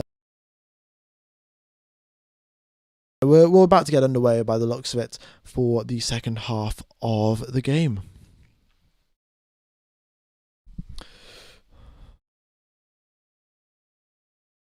Okay, here we go, folks. Not long now, not long till we get underway for the second half of the game. F1 Gamer, if this goes right down to the end and to penalties, who do you think comes out on top? Do you have any stats for penalty conversions to goals or knowledge on which team being favoured? No, I don't actually have any of the penalty stats, but my sole basis for this is that I'm pretty sure the 2022 World Cup final went down to penalties, and it was Argentina versus France, and I think just the backing and the knowledge that they managed to pull it off 4 years ago, and then there'll be a lot of the same players that played 4 years ago that are still playing right now. I think that the knowledge that they were able to do it in the past is probably the deciding factor, and I think they'll be able to do it again. All right, we're seeing a bit more energy here from the Argentinian side. Still, also passes aren't looking all that clear, and in fact, you've got there was another just more sloppy passes here in their own half as well. But you had an opportunity there for Spain to pounce on the restart of the half, and again it was a sloppy pass, and you've got sort of Spain going forwards here, and he goes in towards the box, but it's again straight into the hands of the goalkeeper. Not even a deflection, the goalkeeper just catches it, and Spain just not being as clinical with their finishes. Straight to the goalkeeper, and not straight to the goalkeeper, of course, the goalkeeper's got to move a little bit, but a relatively easy save.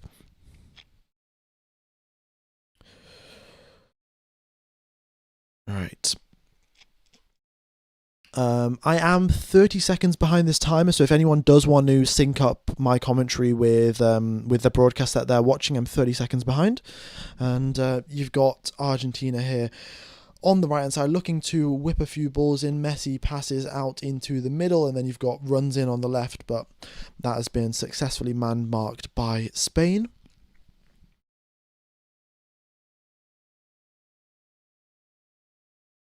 And yeah, Argentina here looking for some space, but the Spanish high press is pushing them backwards and backwards. And well, the press is going to tire Spain out eventually, but for now they've got some fresh legs after a longer half-time break than normal.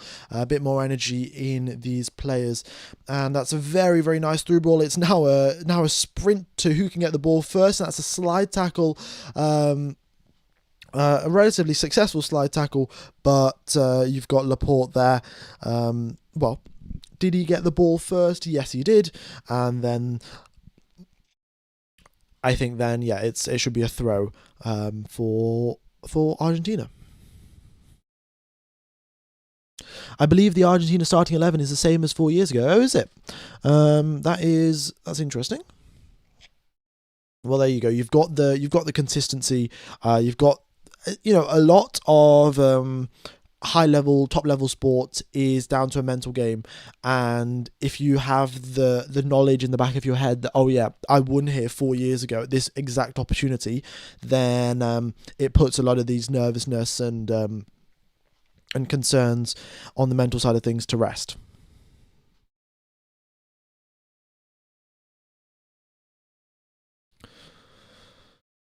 Right.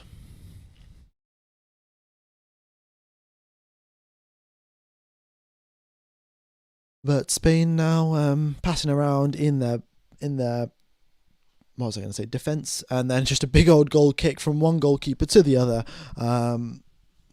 Nice to see the goalies giving each other some practice. And then Argentina now trying to play it out from the back. Nice pass out wide there. But you can just see the Spanish players are just closing in on the ball at all times.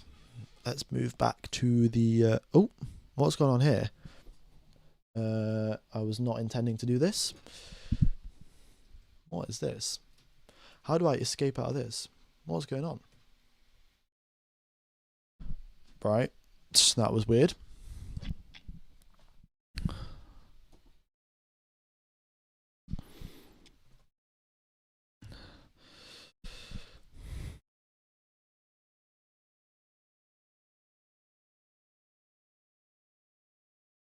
Okie dokes, yep. Again, ball back to the Argentina keeper and passing it out wide here. And big gaps between all of the players. And again, an Argentina player goes down, rolls around a little bit, and has earned himself a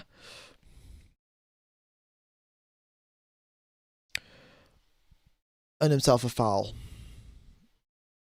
Well, a free kick, not earned himself a foul. Yeah, he's earned himself a free kick. Right. I accidentally showed the pitch there for a second. Hope we get... No, I don't think I will. I reckon it'll be fine. And we've got a lot of space opening up there on the left-hand side for Argentina. A bit of a through ball further on, and now you've got 3 men heading towards the box. And now I'm sure they're looking to get the ball across to the right-hand side, get it at the feet of Lionel Messi, and get some more magic play. De Paul there, not able to keep the ball in play.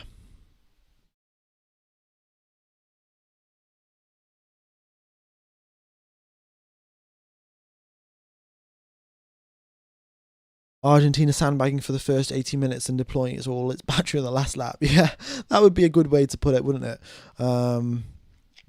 Nice interception there by Spain, and now they're looking off to... looking to play it out from the back again, a similar possession style of thing, albeit a little bit boring. It of course works for Spain. They have been undefeated for quite a while. You've got a Spanish player here rolling around. What's going on? Seems like there was an encounter with one of the Argentinian players, and there's already a little bit of pushing and shoving going on right now. This can't end well, really. And another Spanish player on the ground, and more pushing and shoving. That's a yellow card for Paredes there. Midfielder with a yellow, so that's the second yellow that Argentina have got.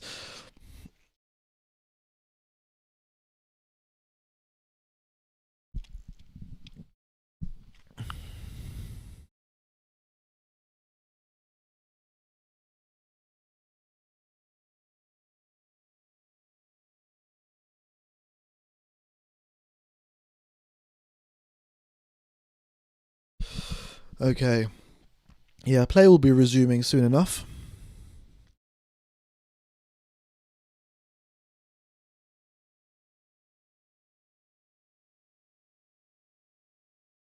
Taking a little bit of a while right now.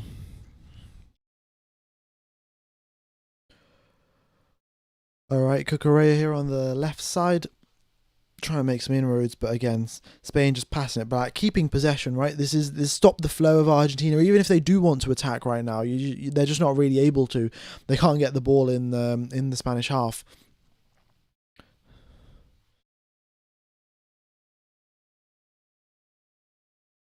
Pass back to the keeper, and you've got well, a rather sloppy pass again. Argentina get the ball back again off some pretty bad first touches. Not been the most clinical game of football that we've seen in the World Cup, to be honest. F1 Gamer, would you do this sort of stream again for the Euros final when the time comes around, or is it just a one-off? I think it's probably just a one-off, to be honest. I think, we hit 250k today. The Belgian Grand Prix was quite exciting, so I was like, yeah, why not? And also, I suspect, well, actually, I'm sure they'll hold the Euros final on the weekend, but I guess we'll see. I think I'm much more likely to do something more motorsport related, right? There's not a huge amount of my audience that that follows football, as we can clearly see here, with only 500 people watching.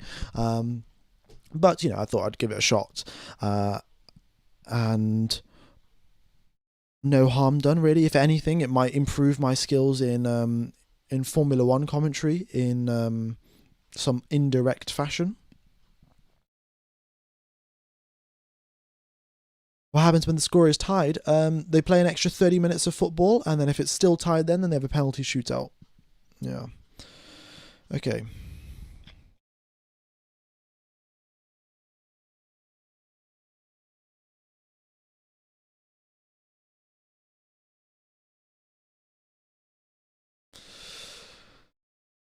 And yeah, you can see here Argentina now just trying to use, do a bit more attacking and a bit more fresh legs. And this is a Spanish break here. They've got a 4-on-3 and a very nice pass into the box, and they tried a 1-2, but the Argentina centre half spotted it early on and got that cleared out to Cucurella, unfortunately for Argentina, and it's back in the Spanish possession in the Argentina half. There, we've got a few runs there out for Yamal, who receives that quite nicely, passes it off to someone who's driving in towards the box, and then you've got a nice clearance, or a nice enough clearance, until again a sloppy first touch. I mean, how many sloppy first touches are we really going to see today?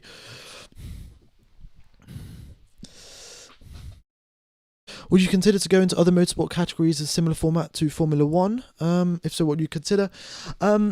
Well, the thing is, my time at the end of the day is rather limited.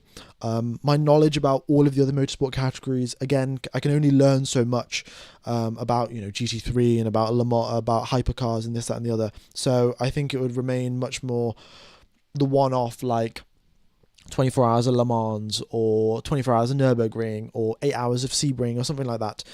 Just your one-off sort of events. So potentially, the World Endurance Championship, because they didn't have so many races throughout the year anyway. Yeah. Oh, we've got a nice pass here. Again, a nice pass into the box, but from Spain, but not a huge amount that they can convert off it.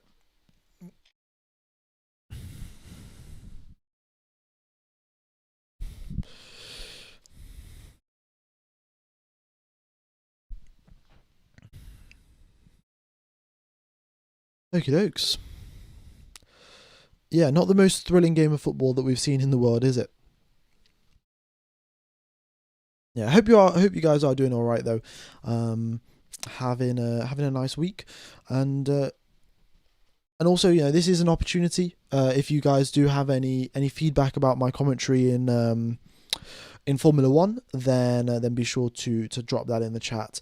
And at least now with with a lot less people in the chat, we can have a much more back and forth, and discuss what I can do better and things like that. Again, a too heavy-weighted cross into the box, and you've got a goal kick for Argentina there. It's not really the level of football that we were hoping for.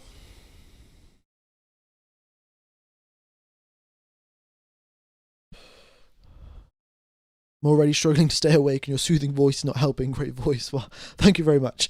I'm sure that's partially due to my microphone, but I guess just sort of happens the more and more broadcasting you do. To try to keep it smooth and silky. Are we playing international football? Yeah, we're playing international football here. F1 Gamer, any subs warming up? Not really, no. Not at the 57-minute mark, at least. I suspect, with the way that the game is going, the managers will be expecting extra time to arrive, and hence they'll be trying to delay their subs, push them out into the 70th minute, if at all possible, to keep as many fresh legs on the pitch, or fresher legs on the pitch, as they go in towards extra time.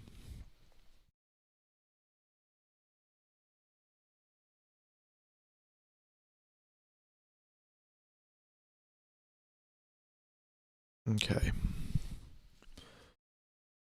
If you hit 1 million subs by next May, do the 24 hours of Nürburgring. Be a pretty big task, but a reasonable celebration. Yeah, I don't think 1 million is going to happen, to be honest. I have got a graph of how the subscribers have been growing, and I think since, I would say, half of the way through 2025, from 2021 onwards, the subscriber growth has been going up and up and up. And then halfway through 2025, I would say subscriber growth has started going downwards. And that's probably just due to Formula One not growing as much. And then also, there's not that many people that are going to watch Formula One live streams on YouTube, right? So I might just be running out of people to subscribe to the channel, to be honest. So I guess we'll see.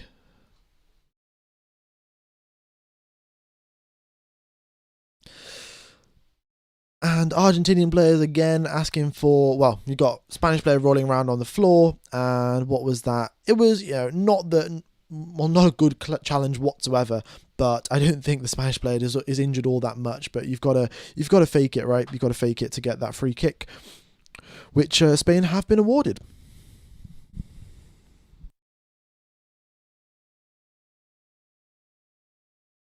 You thinking of doing some analysis videos after the races? Yeah, but I just don't really know what there is in terms of analysis to do. I mean, I'd like to do some sort of analysis with some real concrete numbers rather than just yip-yapping about some random hypothesis that I think may be the case. I think that's much more suited towards free practice and things like that. So if I was going to put together a video, I think that I'd need a bit more concrete stuff to talk about. The Formula 1 commentary provided is very good. I don't feel there is anything to improve. The season and the problems, the cars. Yeah. Well, much appreciated. If you think there's no issues to improve, then well, it's good for me, isn't it? At the end of the day.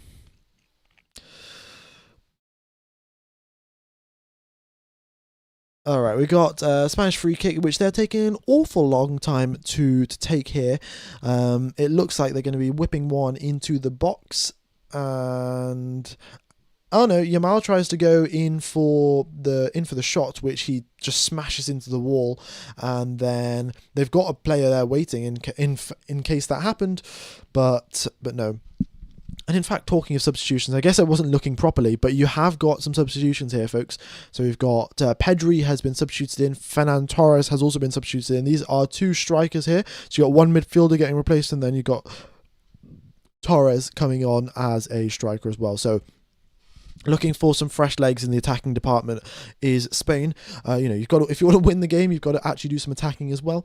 So we'll see how that goes for the Spanish. Okay, looks like I might need to just brighten up my thing here because we are running out of natural light. This is way too bright. Here we go. I think that's fine.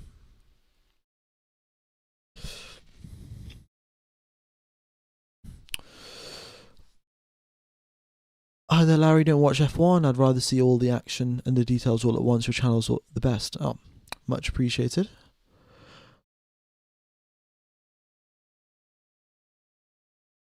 Do you ever plan on making a Discord server? I The thing with making a Discord server is that you then have issues moderating it a little bit, because if we have a Discord server with this many people and this many subscribers, there's bound to be some messages that you don't really want and things like that. So, and spam and stuff like that. So I just don't really know how I'd moderate it. So that's why I've sort of held off on that Discord server. Yeah.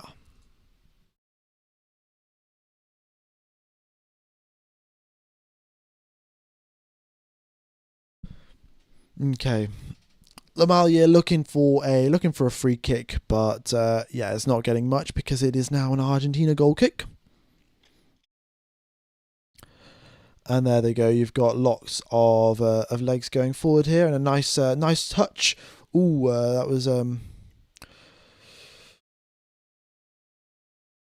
that was close, but yeah. Spain in possession of the ball in their own half, and they'll be looking to make a way forward, make some more progress. And you've got a very well an opportunistic pass that didn't really work out. But again, Spain continue to hold on possession as they push further and further in towards the Argentinian third. Grabbing a coffee looks like we might go the distance on this one. Yeah, we might accept it's just been all play on here, and Dani Olmo's looking to shoot, and again back into the goalkeeper, which he then throws out as a corner. A bit unfortunate there, but Dani Olmo with a shot on target, and the keeper managing to keep it out of the net. You can analyse race incidents such as the crash between Hamilton and Russell lap 1. You can use track data and determine the estimated grip and tyre status. Yeah, that would be interesting. I don't know. I just don't know how many people would be interested, really. But I guess we'll have to figure it out and see. Where am I from? I'm from India.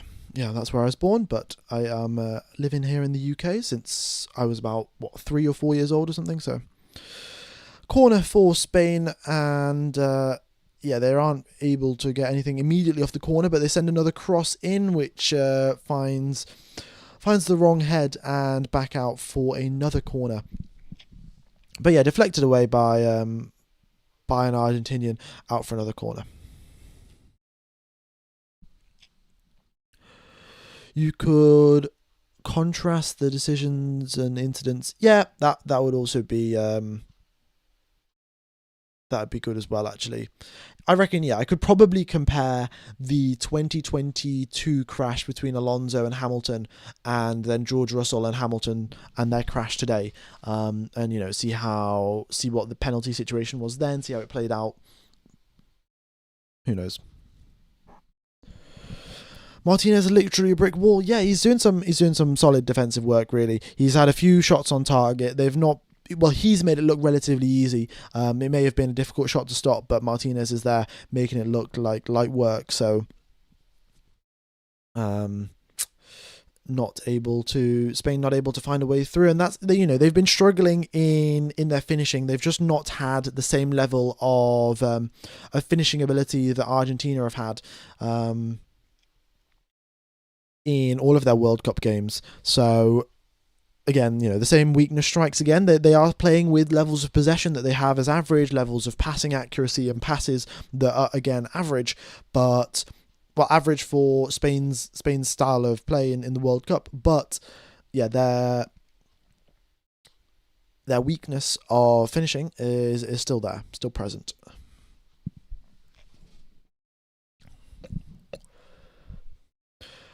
Right, another ball whipped in by Yamal, and he's going to try again can he keep it in play? It looks, and again straight to Martinez. Ferran Torres tries to go for goal, and it's like Martinez has got a magnet, and the ball just arrives at his hands. Yeah,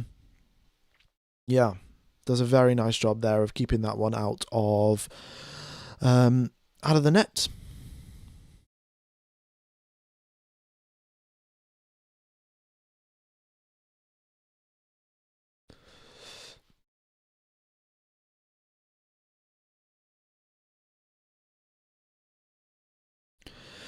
F1 Gamer, I think you could grow a new fan base and longer form content analysis, and most would turn up for the weekend streams as it's still the F1 content. Yeah, probably.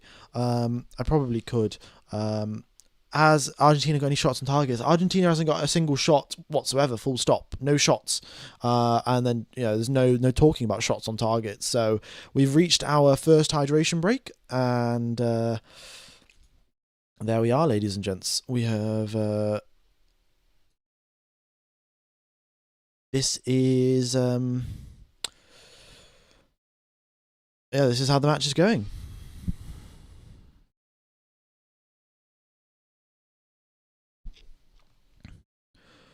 Stick to Formula One because you're a fantastic presenter. Yeah, I will stick to Formula One. While watching the football games, I did think that I'd be able to commentate, and I think while it's been okay, it's not fantastic, and I prefer to hold myself to slightly higher standards, to be honest. Didn't know Unk did all this other stuff. Well, it's the only time I've actually done something. I think I did Le Mans 24 hours for like a few hours back in 2021. But the stream I don't think is even public anymore because I think it got taken down or something. But past that, it has just been Formula One for many, many years on end.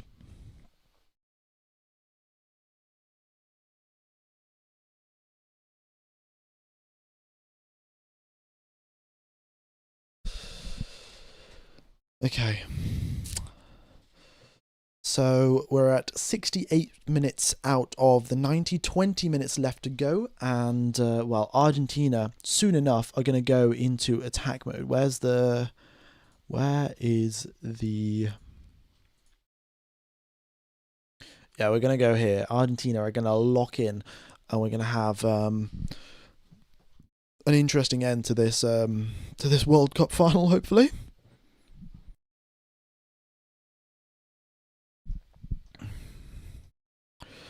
I honestly like these chill streams, but definitely not beneficial for you. Yeah, I mean, look, I'm not totally certain on what this impact is going to have on my sort of YouTube algorithm side of things. Actually, how many? Yeah, so it's got 43,000 views, which isn't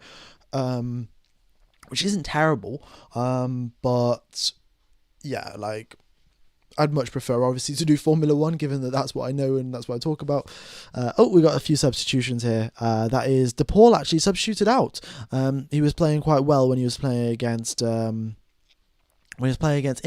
but we've got a midfielder substituted out for a striker in, at least according to Google. Right, I'm not totally clued up on who all of these players are, but according to Google, it seems like midfielder off, striker in.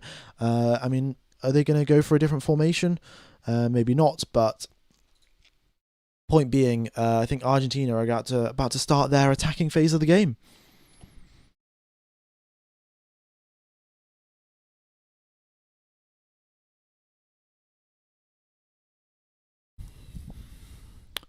I think you're doing a good job for a first attempt at a totally different sport. Feels similar to your F1 streams with the presentation explanations, just not as much detail. Yeah, I mean, I think football, of course, a lot simpler of a sport than Formula One is. And hence it requires a lot more sort of play-by-play commentary. So, you're talking about constantly what's going on the pitch, whereas I think Formula One, you can distract yourself off and talk about a side topic for about 45 seconds before then referring back to, this driver has got back to the next overtaking zone, and then you talk about what's going on, and then you can talk about something else. You can talk about then what's going on the track, whereas in football it's very much this pass, and what things are looking like. So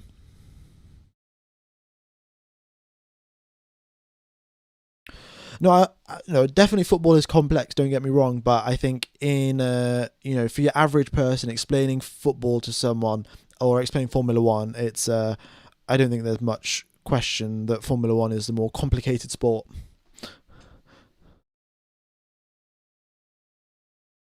The best form of defense is attack for Argentina. Yeah, their attack is better than their defense, and they might as well use it to their advantage. Right, we haven't seen too many dribbles or runs from Lionel Messi so far, so I'm sure they'll be looking and trying to find him. Spain, of course, will be doing their best to sort of encapsulate him into a zone, but now there's a lot of free space there on the left hand side with a pass back to. And yeah, then they just pass the ball back. They're looking again for more possession. We've still not got into the all out, bring everyone forward and see what they can do, because the Spanish are pressing pretty highly, and we've got a few 1-2s here and a bit more of a run inwards. Messi finds some space there. He's at the back, and the pass just isn't completed. You can see there at the towards the back post there, Messi was unmarked for about 3-4 meters around him. That's all the space that he needs, but the pass couldn't be found.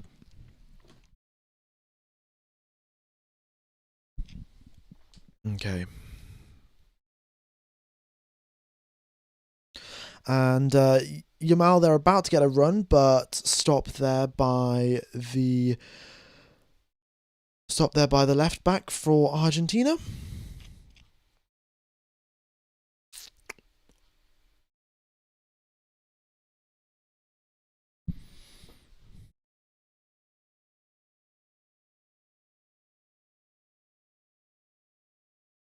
Right.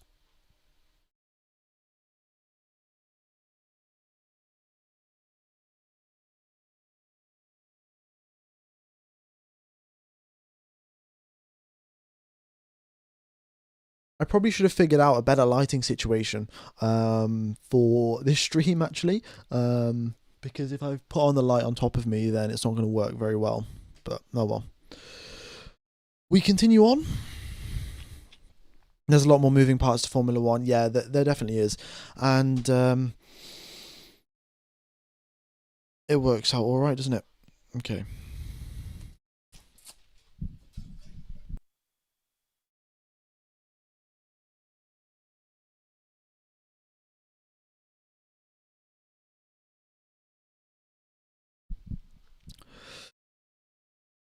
Martinez from the passes it straight to a Spanish player, but looks like, oh, there we go. We've got Mikel Merino in and Dani Olmo off. So they did have two strikers. Well, yeah, they've replaced a striker with a midfielder apparently, but I think Mikel Merino is quite the offensive midfielder, and well.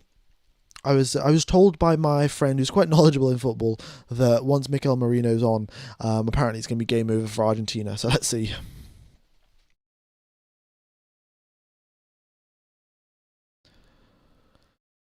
Right. Cucurella here with the throw-in on the left-hand side, looking for some space there and a big long throw, very high up, trying to use the advantage of the height there from the Spanish striker. And we have got play has been paused for a challenge there on by Paredes again. He's already on a yellow, suboptimal challenge that's resulted in a stoppage of play. I really need to hear your goal commentary. I don't know if my goal commentary is going to be all that great, but yeah, I'm just not. It's not the same level of energy really. To be honest, I'm quite tired today. My throat is also not having the greatest time, so I'm not speaking all that loud, but we'll see how it goes. We've got Spain here moving forward with quite a lot of men, and it's very compacted here, you can see. And then, of course, they realise it's very compacted, pass it out all the way to the other side of the pitch. Cucurella now having a few options available to him, he decides to go out wide and then driving inwards again back to Cucurella, trying again. Now this time, instead of going out wide, he sends it into the middle. Opportunities may present themselves, but another stop by Martinez. This guy is a wall. Nothing is getting past him today. And Pedri gets his shot on target, but Martinez stopping it yet again.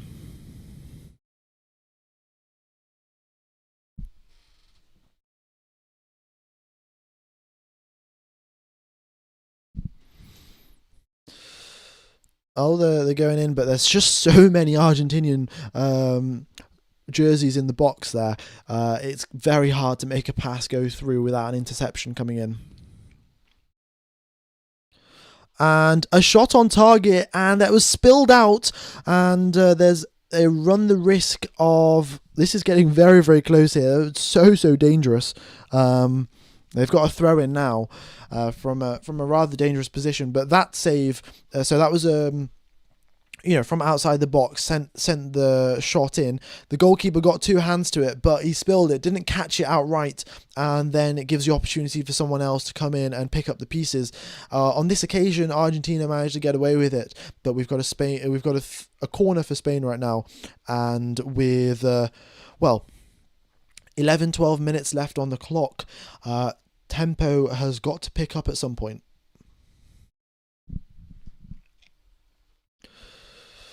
Nice clearance there from Argentina, and the referee is saying, take it again. What's going on? Clearly, the referee's not too pleased with one of the Argentinian players here, and it looks like we've got another corner for Argentina. Another corner for Spain, as they're trying again to have a corner without any sort of issues. You got another Spanish player on the ground. What's going on here? Referee's running into the box, but seems like all clear, and we'll get underway for some more open play.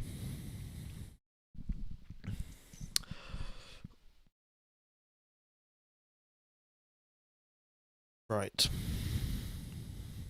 Don't know what's going on here in the chat. I haven't been paying too much attention. It seems like there's some discussion about measuring units. Yeah. All right.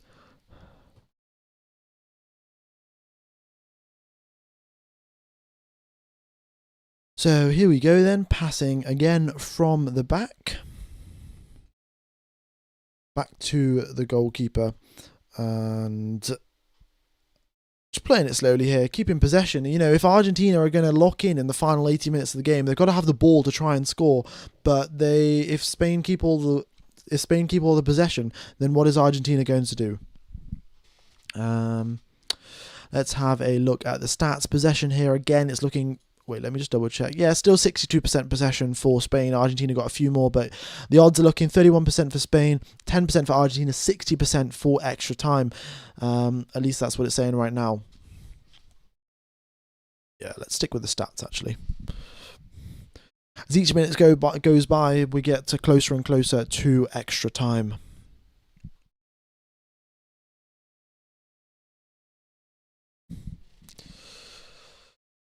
Blimey.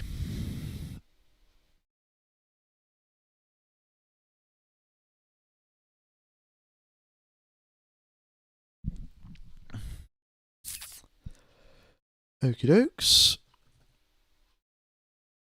Oh. And that is another corner for Spain. So yeah, just another corner that they're going to be trying to close up. They've got some pretty tall defenders here. They've got some opportunities to get the head on the ball beforehand, but they take a short corner, and they're trying to work their way inwards with some very nice play, and another save by Martinez. This guy, oh my goodness me, he's defending better than Fernando Alonso. Defending better than Franco Colapinto today as well, actually. Colapinto, what's that? You've got the ref coming over here to Argentina. Is that going to be a yellow? He's having a bit of a stern word with Simeone.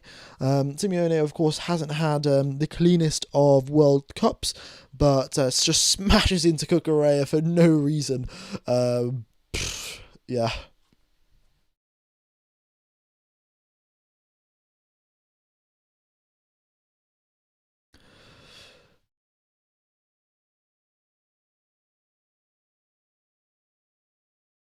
All right, but you're seeing a lot more Argentinian men in the Spanish half now. You can see it's very, very clear to see with the final 10 minutes or so, and the tempo also seems to be picking up.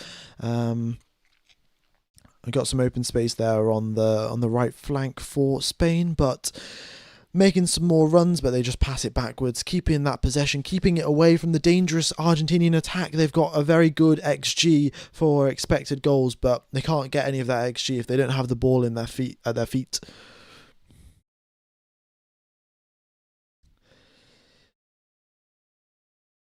All right, and they're looking for some quick passes here, some quick tiki-taka play, but it's just not arriving. We've got Enzo Fernandez with a yellow.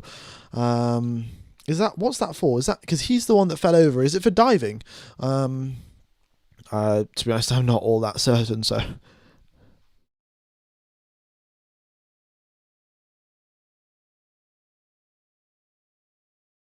hey yo, I thought some race was live. Turned out to be a football match. Yeah, yeah, I did use a very similar thumbnail style to my streams, but yeah, it's a World Cup match.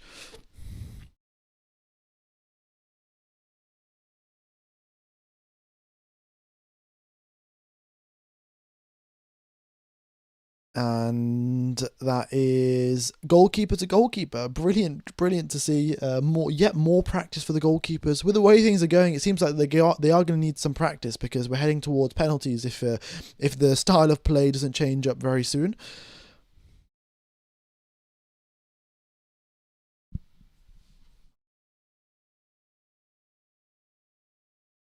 Right.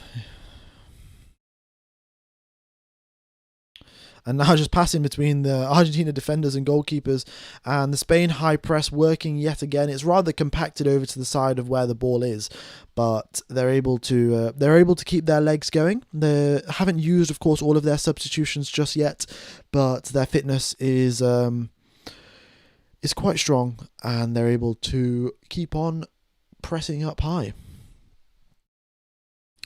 F1 Gamer, what do you think about the two VSCs that were deployed? A bit too much time for only some debris. I don't know. I mean, it's right to deploy the VSC for the debris at the end of the day, right? You don't want punctures occurring, especially right if there's.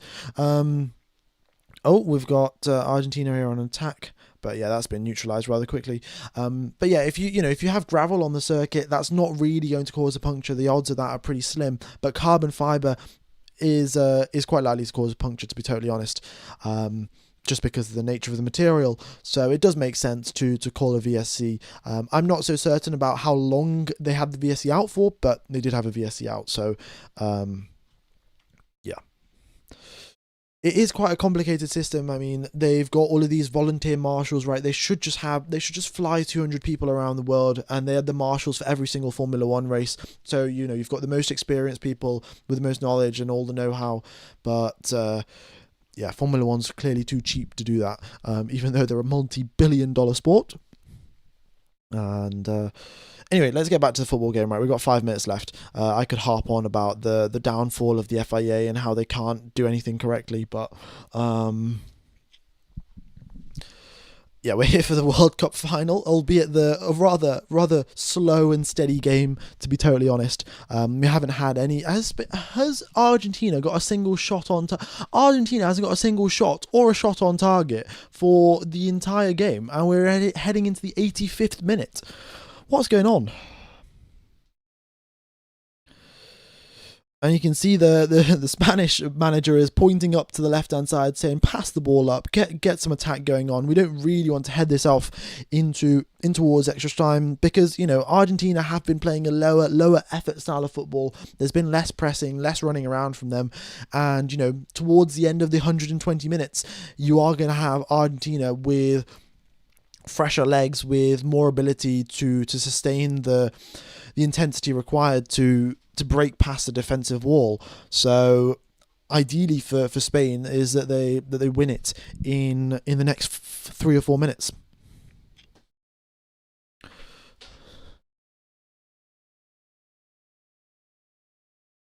F1 Gamer Gravel's more of a slip hazard than a puncture hazard, but safety car would be there to make sure no incidents from sliding off the track. Yeah, yeah.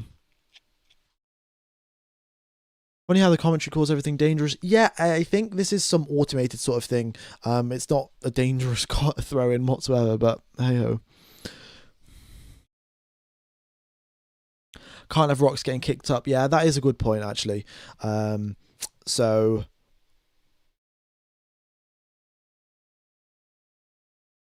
Torres gets a shot off, but again, it's off target, and Martinez would have stopped it anyway by the looks of it.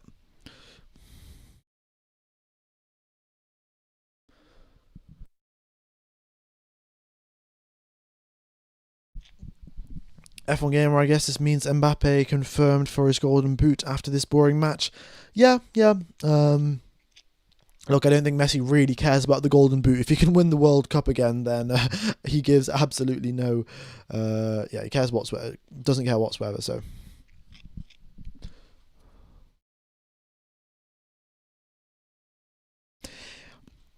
Any guesses on how many extra minutes there may be? I'm probably thinking 7 extra minutes. Yeah. Been a few stoppages of play. They should also add it on for the hydration break, right? Yeah.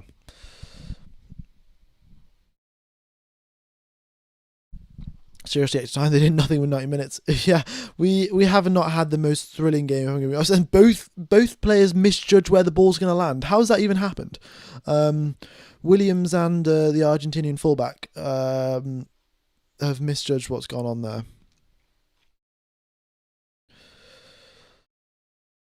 All right, and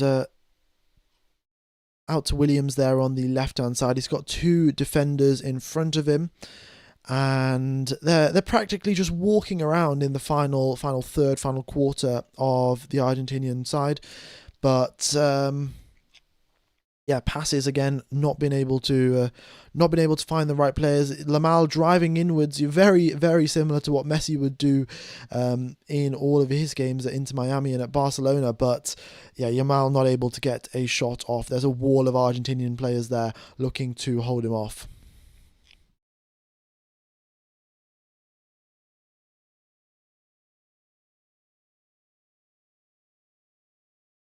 The formation lap is more interesting than this match. Yeah, we have had quite a few formation lap incidents, to be honest. Regretting doing this commentary, so boring. Yeah, a little bit, but you know, it's not like we've not had a boring Formula One race before, and more commentary experience will make me a better commentator all around at the end of the day, right? It's not the end of the world. So it's fine.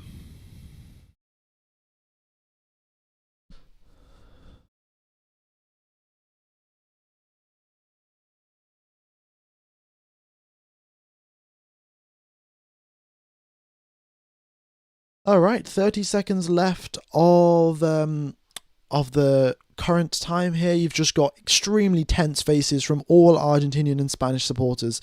You've got a whole lot in this stadium here in New York.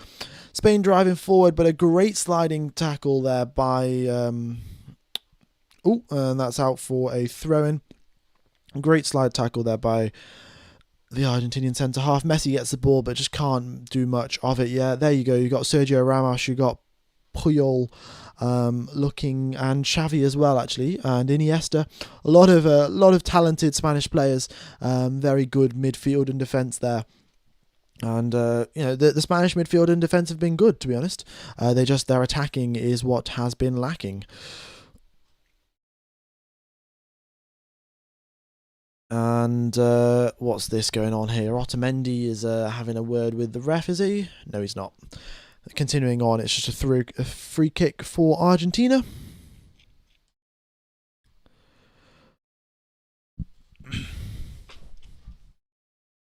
Let's be honest, we were probably all going to sit there in silence and watch the race, so being able to have some commentary and chats is much better. Yeah, probably. It is... why not? You know, bit of yip yap is always nice. You should have streamed France versus England. Would have been far better and thrilling than this. Yeah, it would have been. But is that Messi on the they've just hit the ref with the football. He's just launched at it. Messi on the ground, and he's been picked up again. You know, the Spanish players doing their best not to annoy Lionel Messi there, but yeah, he's just been pushed all over onto the ground. A bit of classic obstruction, but I'm not too clued up on the football regs about what that is.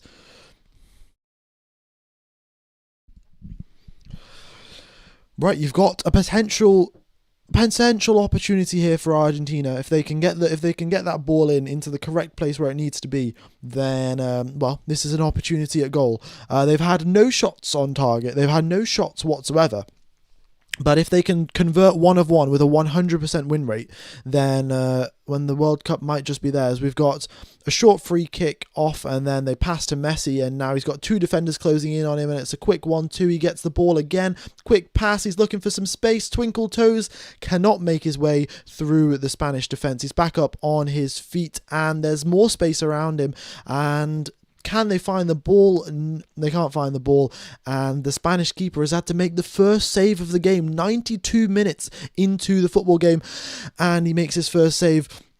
We've got a 3-on-3 with Spain and a big shot, and Martinez with another fantastic save, and the ball deflected out back all the way to the halfway line.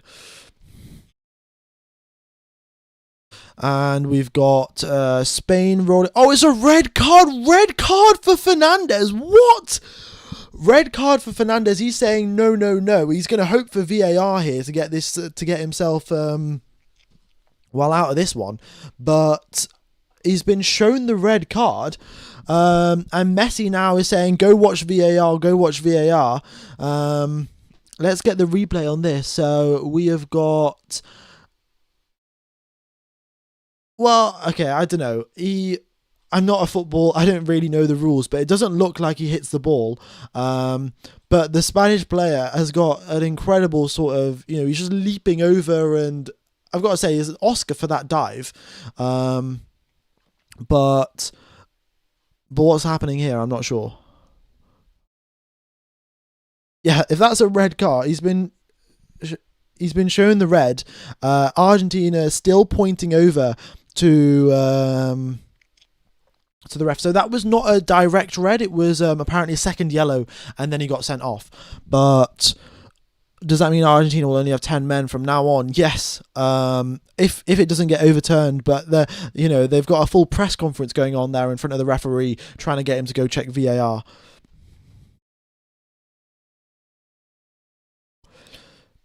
And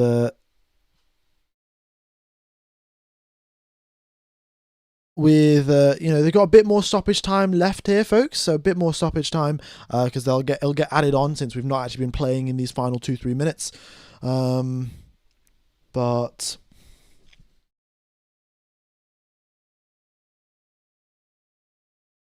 Enzo Hernandez with 2 yellows walks off the pitch. That is, that's suboptimal. That is not going to be great going into the final 30 minutes of the game. If they're on 10 men, then how is their defense going to work out? Enzo Fernandez, as far as I know, he was, he's a midfielder here, and he typically plays a little bit further up. So how's that going to work out? Yeah, double yellow flag, and clearly he didn't slow down, did he?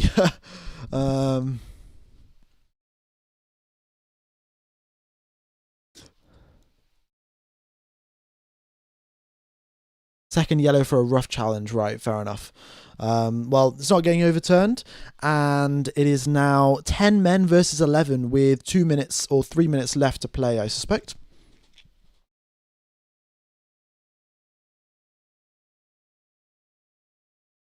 Yeah.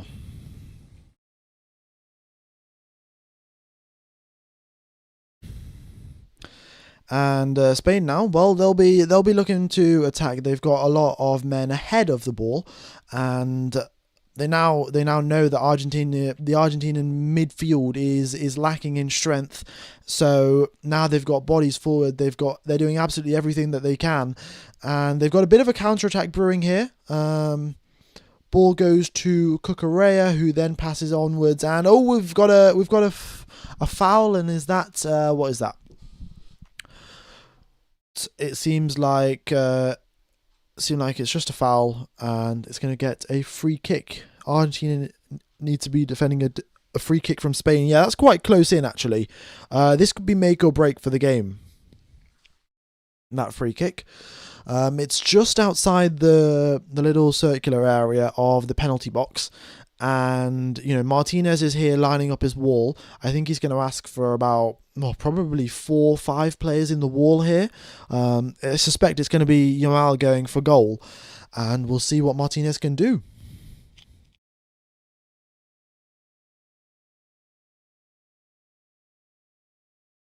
Right, he's got 4 in the wall right now. The Spanish players are talking to each other, discussing what to do. It's they're within shooting range here, and this might well be the final kick of normal time. So the Argentinian wall, they've got 4 players lined up in that wall. Yamal is going to try and strike this one with his left foot. Argentina fans have got their head in their hands because the tension and the pressure is really getting to them. And let's see, what's it going to be, folks? What's it going to be?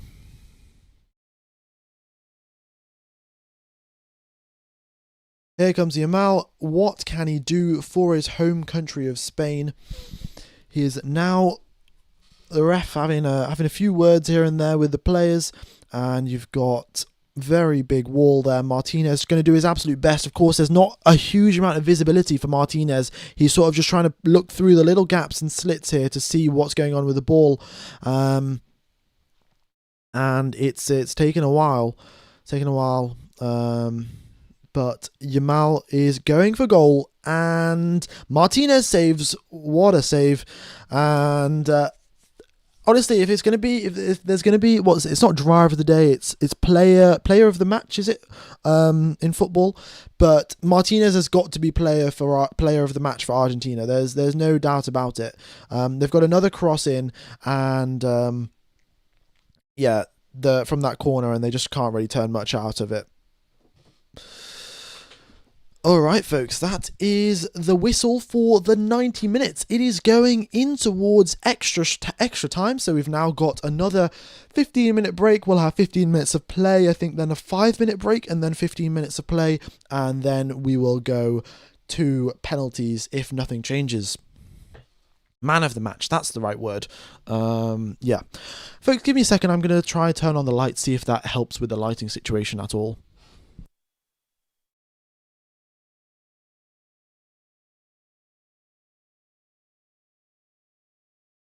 Yeah, okay, we'll go on with it. But suboptimal. Oh well. Yeah, we're back to commercials here, folks. We're back to commercials. Extra time, so we've got more time for Yip Yap. Argentina, though, let's have a look at these odds now. It wasn't looking good for Argentina from the get go, but they've got rid of them. Okay, I think we'll get a penalty shootout.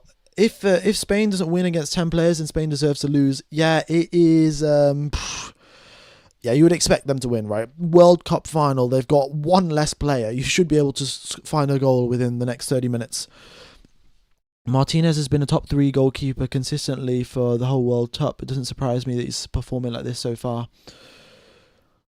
Yeah, well, good goalkeepers are going to continue doing good goalkeeping. I really haven't got much more analysis than that, unfortunately. Did you hear about the reason why Leon was disqualified from the F2 race? No, I haven't actually seen that. I'll have a look a little bit later on.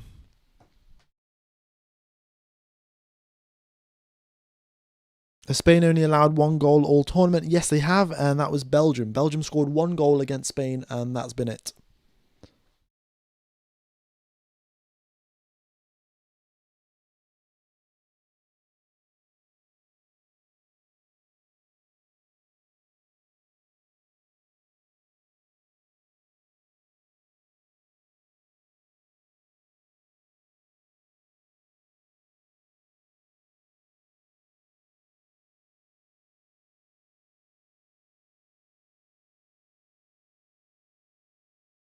Okie dokes, we're back to more.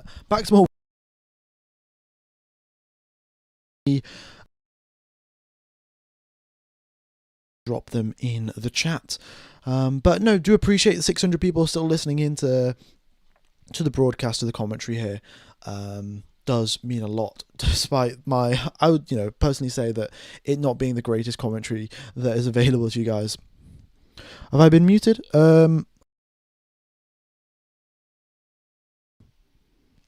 Oh my god, what is going on here? Okay, we are working again. Okay, nice. Yeah, I don't know what's going on. It seems like Yeah, it must be a cable thing. It,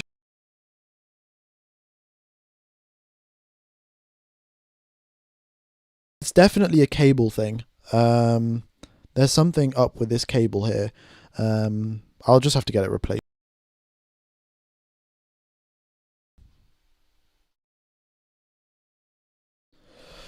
Oh well. To be fair, it served me well. I've had this audio stuff for about, it must be upwards of 5 years now. So yeah, it's not the end of the world to get it replaced, is it? At the end of the day.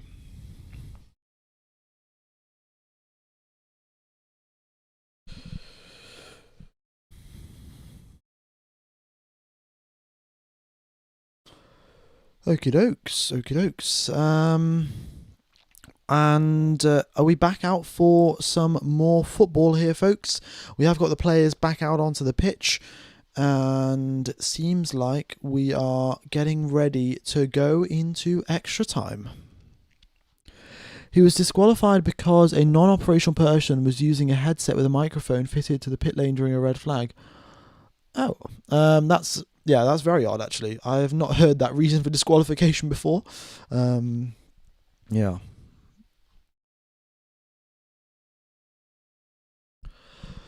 Okay, folks, the extra period, extra time has begun. The whistle has been blown.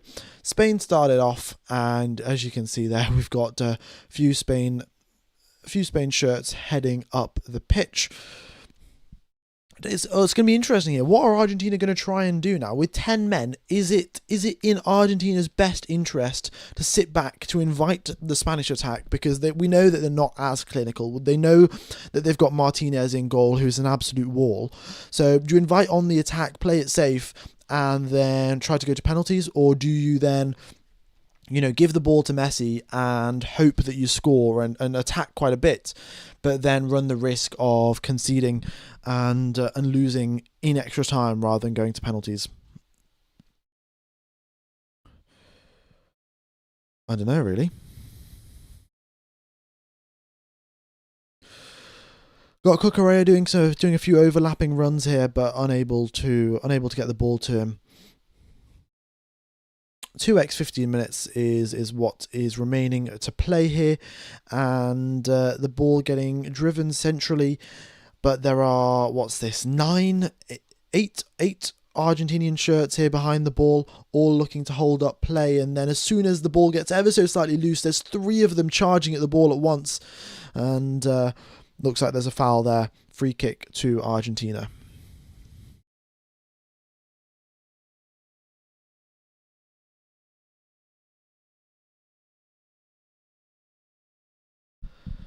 Okay.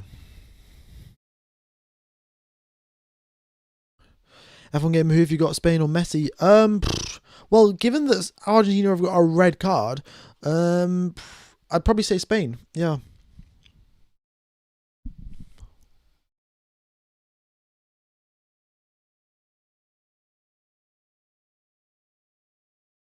But there you go, big launch of the ball upwards, and it just just goes all the way out, and now it's a free kick for, it's a goal kick for Spain. Sorry.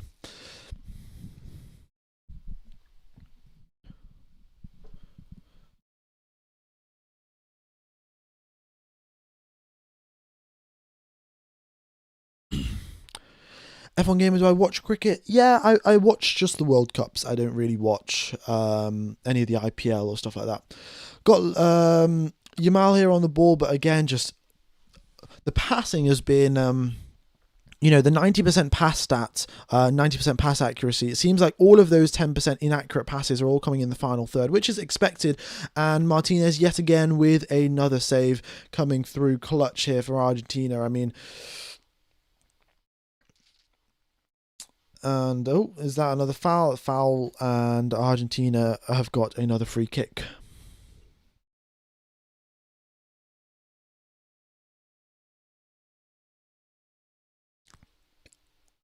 Messi could win the game despite the rest of Argentina. Well, yeah, he could, but he hasn't really had much time on the ball, to be fair. I think Spain have done a decent job of isolating him away from the ball, and Argentina haven't been able to make huge inroads into getting the ball to him. And even when he has got the ball, we haven't had any big chances created. We've had a few moments here or there where things got interesting, let's say, but not big chances.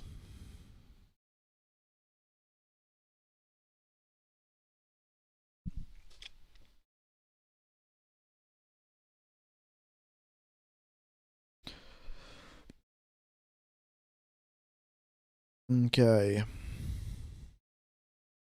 Also, I'm going to refresh this. Hopefully, it goes past end of 90 minutes and actually shows how many minutes is. Oh no, it just still shows end of 90 minutes. But here we are, 95. We're on the 95th minute, 96th minute of the game here. Well, actually 94th, but anyway.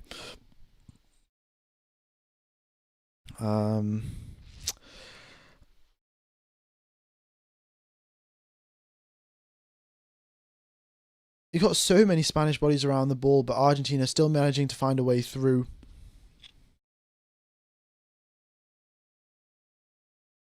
Seems like, yeah, Argentina are deciding to just fall back and see what they can do. If they've got a counter attack, they'll do it, but it seems like they're falling back and trying to hold off the Spanish defense for, well, the next 25 minutes or so, which is going to be extremely thrilling. Yeah.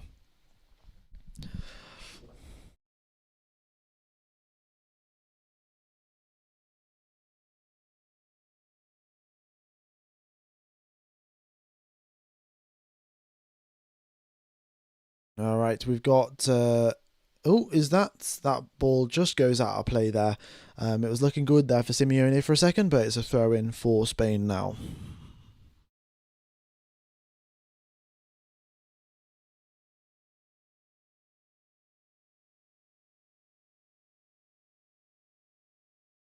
And Yamal got more space here on the right hand side, looking to find a through ball in towards him, and Martinez yet again, and that's a goal? Is that a goal? That is a goal by the looks of it. Or is oh no, they've stopped play. They've stopped play, and what's gone on? What? It's back to 0-0.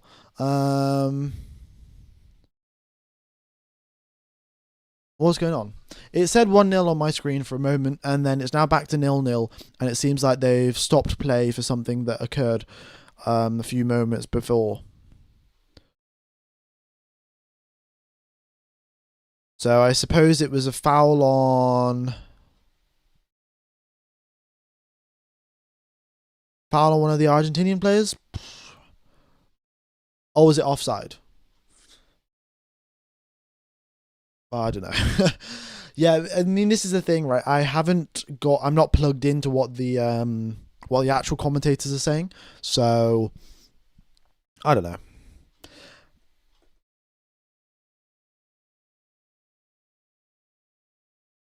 Am I 1 minute behind? Am I? Right. Let me refresh my broadcast, see if that changes things, and I catch up a little bit. I'm on my broadcast now. It's moved up to the 97th minute, so maybe that's fine. I think that's caught up a little bit now. But it seems like it's the Argentinian goalkeeper with a little bit of an injury here, and they've got quite a lot of players stood around him. Of course, he's been vital to keeping Argentina still in the fight here. So it would be catastrophic really to lose him. It was very much like what happened to Belgium actually when Courtois got subbed off and then they conceded. If that was to occur now with Argentina having to sub off their goalkeeper, then yeah, it would be the game would be gone, especially if it went to penalties. But it seems like he's back on his feet and he's continuing on. We've got a few substitutions coming through here for Spain.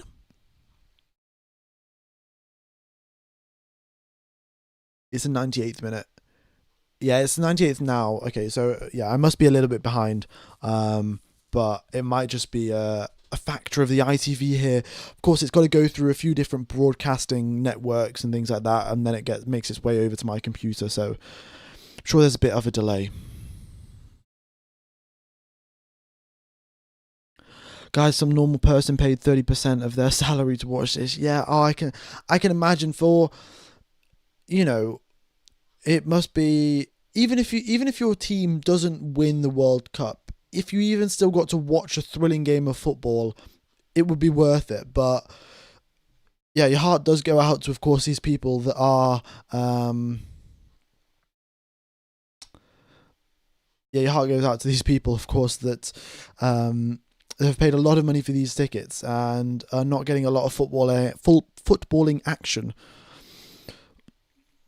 A nice pass there from Cucurella out to Williams, but yeah, cleanly dispossessed by Argentina, and then a sloppy pass again. Possession back to Spain.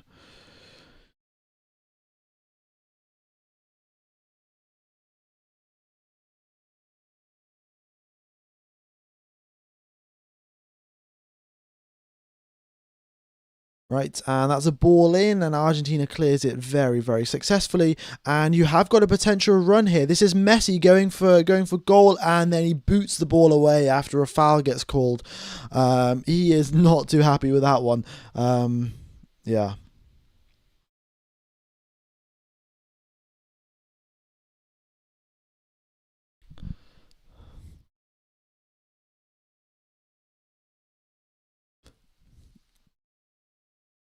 All right, Spain continuing on with their relentless attack again and again. I mean, this looks very similar to what Argentina were doing to England in their game, but well, the Argentina attack, I think, a bit more clinical than the Spanish one.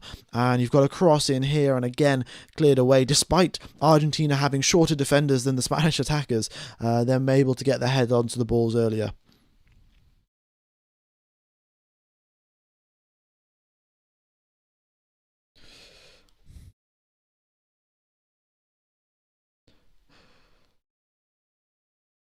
All right, and got a few people still pushing forwards. They're trying to make some inroads here, but no spaces are presenting themselves. They've just got and go for goal, and that is a long, long way off.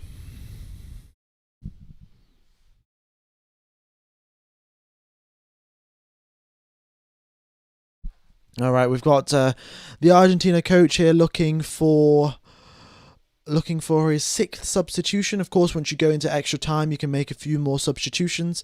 So he is replacing. He's removing a striker of Alvarez and then putting in Sensi in as a midfielder, which does make sense. There were red card. The red card, of course, was for a midfielder, so they're looking to fill in that spot and then make the chance of they're going to reduce the chance of attacking, but at the end of the day, I think when it comes down to a penalty shootout, it goes to Argentina. But let's see.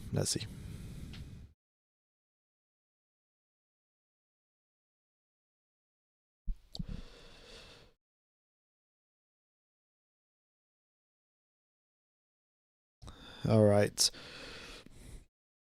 Yeah, you can see the Argentinian players here. They sort of settle on a line, and that line is about what 10 yards ahead of the box. That's where they hold their defensive line. Spain can close up, but they aren't dropping deeper and deeper, which I think was one of the mistakes that England was making. That they would just invite the attack and then fall further and further back into the box, whereas the Argentinian defense is still holding it relatively close and relatively high up. Which means that, well, it just makes it a little bit harder, of course. Got a goal kick here for Argentina. There was an attempt at goal, but too wide. And there are a couple minutes left till we have our next 5-minute break. Marino there was going in for the strike, but yeah, just too wide for him.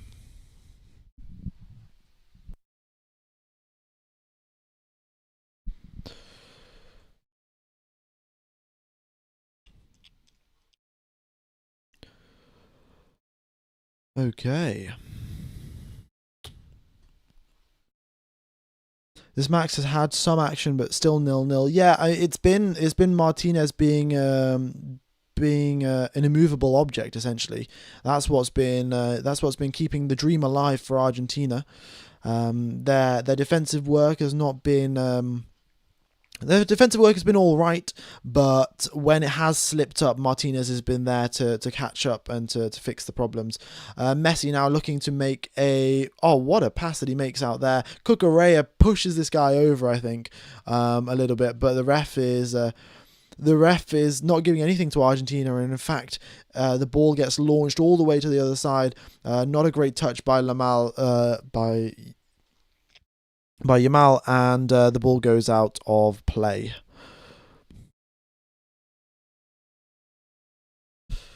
Yeah. Yeah, it seems like my broadcast is about 20 to 30 seconds behind this timer here. So if you guys do want to sync it up, it's about 25 seconds back. Yeah, Cucurella, I don't know what's going on there and how that's not a foul, but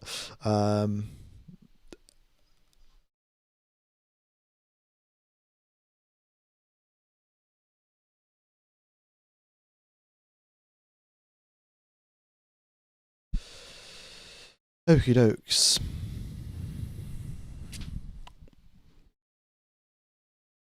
Here we go then. The first is this. Are they coming in for a little? They've given the head coach a yellow card for clearly shouting too much, which is great to see. We've got 120 minutes. So once 120 minutes of football have been completed, that's when we go to penalties. 3 minutes of extra time there, folks. So we'll be going to 108 minutes here, and then we'll have another 15 minutes after a 5. Well, we'll have a 5-minute break, then another 15 minutes. Play on here for Argentina, and well, they're still suffering here from the high press of Spain. And Martinez launches it out halfway across the pitch, but straight to the foot of a Spaniard. Mold 69 F1 Gamer, I've got to say the stream has been quite enjoyable, even with the match we are being given. So thank you for bringing us to almost 600 people who've chosen to listen to you. Yeah, no, much appreciated. I mean, thanks for the message in the chat. Good to know that, of course, we have got a few people enjoying the coverage. And well, I'm sure while this has not been the most thrilling game of football that we could have hoped for, I'm sure in the long run my commentary skills have got slightly better for it. And in fact, we've got a bit of a counter-attack here going from Argentina, but yeah, it's out for a throw-in. 5G forces versus 120 minutes of relentless cardio. Yeah, enjoying the commentary from Scotland. Oh, very nice, very nice.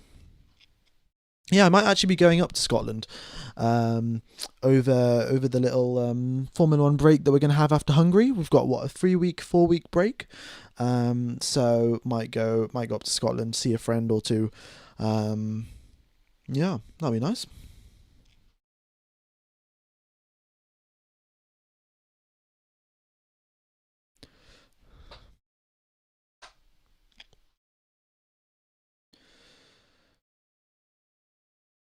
Oh, it's in the Argentina. Well, it's in the Spanish half, and it's out for another throw. Is it?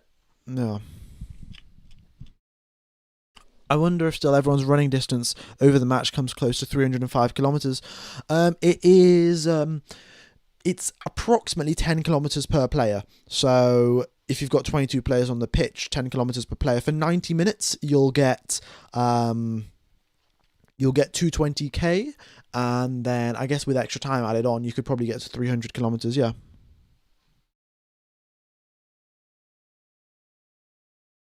Marino here.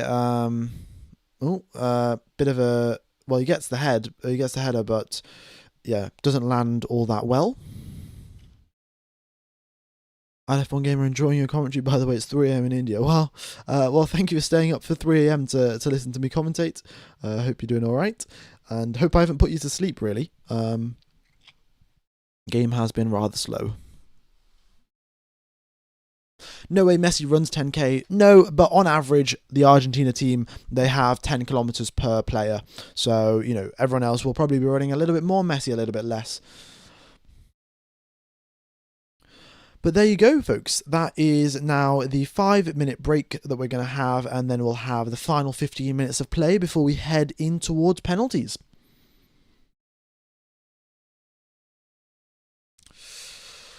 What's it going to be? What's it going to be? I mean, we'll have a quick look at the stats here, right? You can see that 19 shots for Spain, 10 on target, and who has stopped these 10 shots on target has been Martinez. 68% possession, you've got 732 completed passes with a 91% pass accuracy.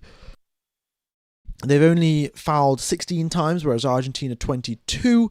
Argentina have got 4 yellow cards and 1 red card, and they're playing with 1 man down, and Spain still cannot find a way through. And honestly, it is sort of just down to Spain that they're playing against a 10-man Argentina squad, and they still can't find a way through. That is that's pretty abysmal, you've got to say.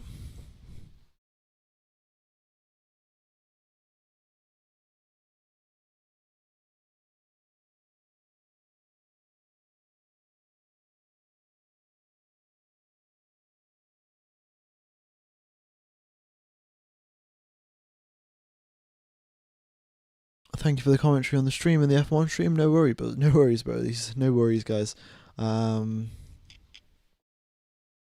Yeah. But what is this guy going to do with 15 minutes of play remaining? It's not going to be easy to dribble his way past the entire Spanish back line, but he's done it numerous times back when he was playing at Barcelona in his younger days. Will he still be able to find that spark in the final 15 minutes that his nation demands from him? He'll have 15 minutes more, and then 1 more touch of the ball for a penalty. What can he do? And I think that might be the end of Lionel Messi's World Cup career. But I think never say never for these guys. They do play at an exceptional level.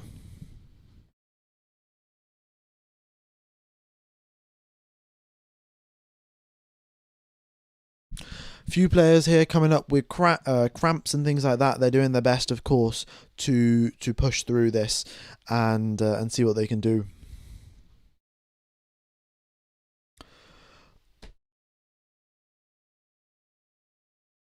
All right, Argentina start off this half here, and it's drastically different to the way that Spain started off their half 15 minutes ago. You saw that Spain had 5 men run up the pitch as soon as kickoff started. Argentina have a grand total of 0 people going up the pitch.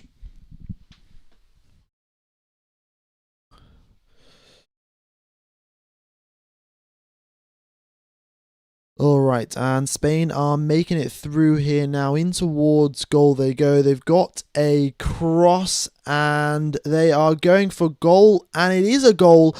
And what a goal with 15 minutes left on the clock. You've got Torres that puts it in the back of the net. 1-0 to Spain with 15 minutes left to go.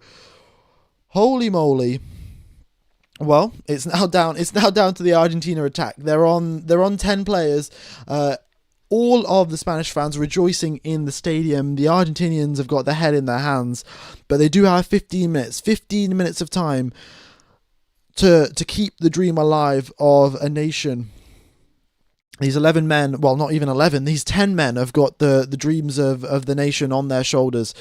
And, well, the goal kick, well, the kickoff at the middle of the pitch, I suspect, is going to have a drastically different outcome. Rather than no one going up the pitch, we're going to have a whole lot more attacking going on. Argentina have had, notably, whenever they've conceded and whenever they're down, they will score and they'll attack a whole lot more back. So it looks like they might just put their head forwards a little bit and get their head down. Yeah, on their 21st shot on goal, or 20th shot on goal. They managed to get one through. Pretty solid defensive work overall from Martinez, and he was not that far away from the ball at the end there as well. Probably 10 centimeters, 20 centimeters higher, and he would have deflected it upwards. But that's how it goes, isn't it? It's fine margins at the top level of football. Argentina are going to go all out. They just need to wait for Spain to finish their celebrations, and now the tempo has really picked up, and they are fighting for their lives, body on the line, and maximum attack. They've got nothing to lose now, have they? They've got nothing to lose. They're already in a losing position, so you might as well send them all up the pitch, see what they can do. Oh, I should probably update the scoreboard. Yeah, that's a good point. Spain won.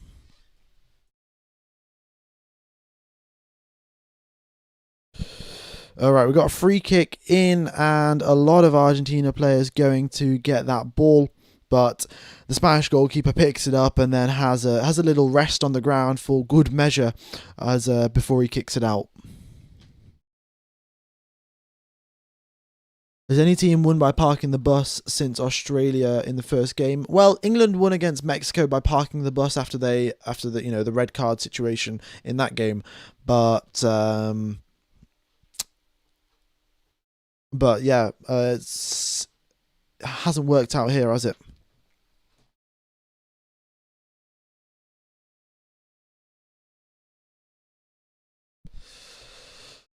Here we go then, folks. The broadcast is still showing that we're on a break, but we've still got some more time remaining here.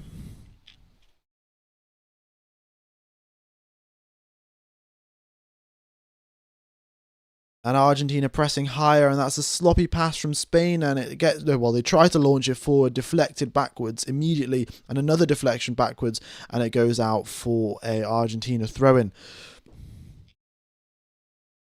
Spain, of course, just trying to keep the ball as far away from their goal as possible. They don't really, they don't care too much about the possession aspect. Just get it away from the goal. And now Messi has got the ball, and he's now looking to make some inroads on the Spanish defense. But yeah, the ball's not. Well, he passed it away, and he's now got it back.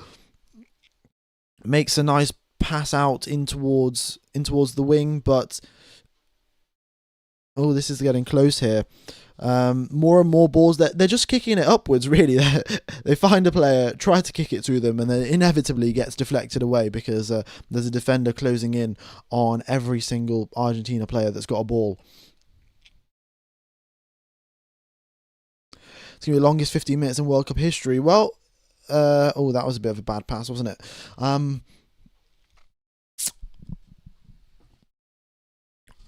It's no shots on target. I don't think Argentina had a single shot. Yeah, if you look at the stats here, 0 shots. It's not great, is it?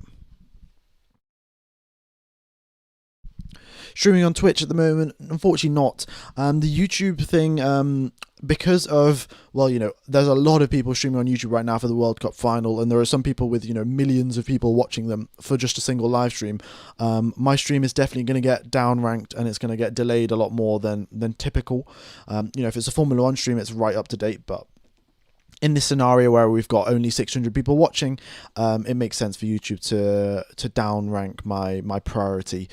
So yeah, we've got a bit of a delay, unfortunately. And I'm not on Twitch, no.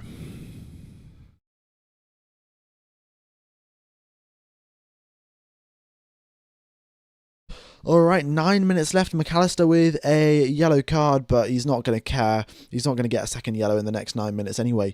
So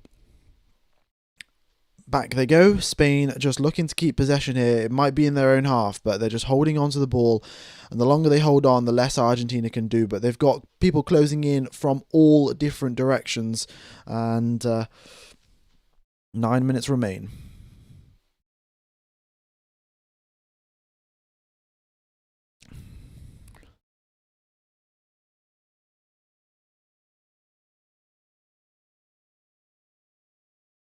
Okay. Cucurella with the ball out on the left-hand side, and again just passing it around, playing their triangle little drills that they do in training. And it's a 3-on-2 now, 3-on-3, but yeah, they just drift backwards, and Argentina is not seeing much of the ball. The possession has been 70% towards Spain, 30% towards Argentina as of recently, and it looks like it's going to continue on in that sort of fashion. We've got a nice ball out to Williams, and this is it's getting pushed out in towards the edge here of the pitch. And it's offside. Argentina looking to take that free kick as quickly as possible to get this game going again.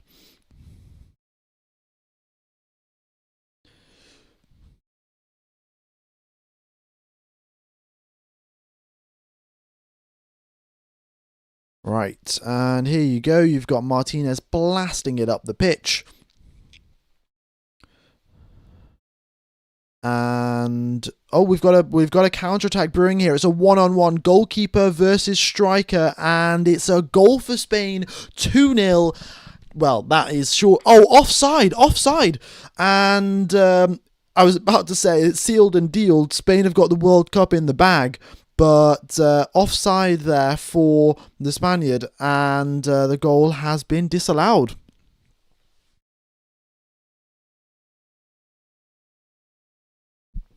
Argentina looking to bounce back here, and you've got a lot of Spanish baddies behind the ball, but they're trying to find a few passes here, trying to find Lionel Messi. If he can do anything whatsoever, now's the time to do it.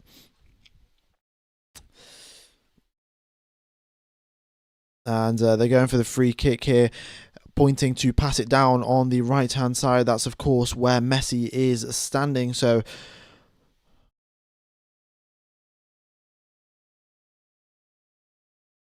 let's see what the Argentinian players do. They could launch it up into the box. Messi also heading up towards the box as well, and that's been quickly cleared away by the Spanish defenders. Passing it back, and here they go. We've got 5 minutes left, folks. 5 minutes left, so it goes to 120 minutes, and then it will be that'll be the end of the game if Argentina can equalise, and that is a very clear, very good clearance there, and we've got a corner for Argentina, which they'll look to take very quickly. Messi does, and now they've got pass it back to Messi, across into the box, and just too much waiting on it, and it goes over the back of the net.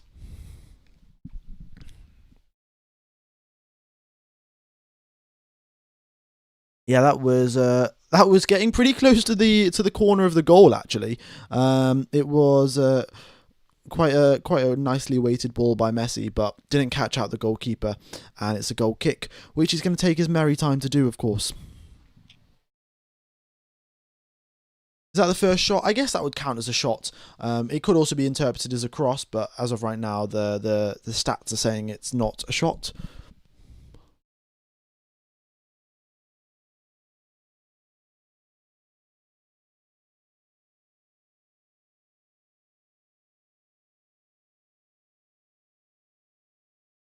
All right, and we've got Williams here running out in towards the box for Spain, and he just what's happened there? He just kicked it out of play.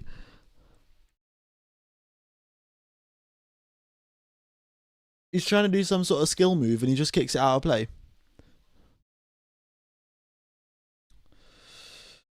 Right. Well, this is it. Final 4 minutes for Argentina. They've only got 10 players on the pitch, but they have got Lionel Messi, who may count for 2, and he's now progressing further and further up the pitch, trying to get more possession of the ball, trying to make something of it. Argentina just managed to hang on to the ball there. They cross it in. Lionel Messi, and he strikes it. It's been deflected away, and a nice bit of defensive work there by Marino. He's down on the ground after that shot from Messi. Messi absolutely blasted that one, and Marino put his body on the line. At the end of the day, that's what you got to do when you're playing for your country. But that's hit his forehead quite hard, and he is on the ground.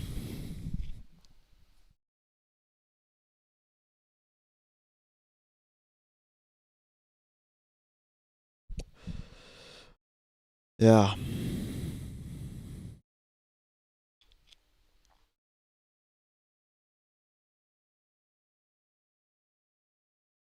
Just more time wasting, but at the end of the day, the time will get added on, right? They've still got some more. Oh, that offside by what, an arm? That is yeah, very tight offside there for the potential goal that was going to happen for Spain. But yeah, the time will just get added on at the end, so they're just time wasting now, to be honest. F1 Gamer, is your first time commentating the World Cup? Yes, it is. Yes, it is. As you can tell, it's not the most not my most professional commentary, not my best commentary, but I think it's all right for a first time, I guess.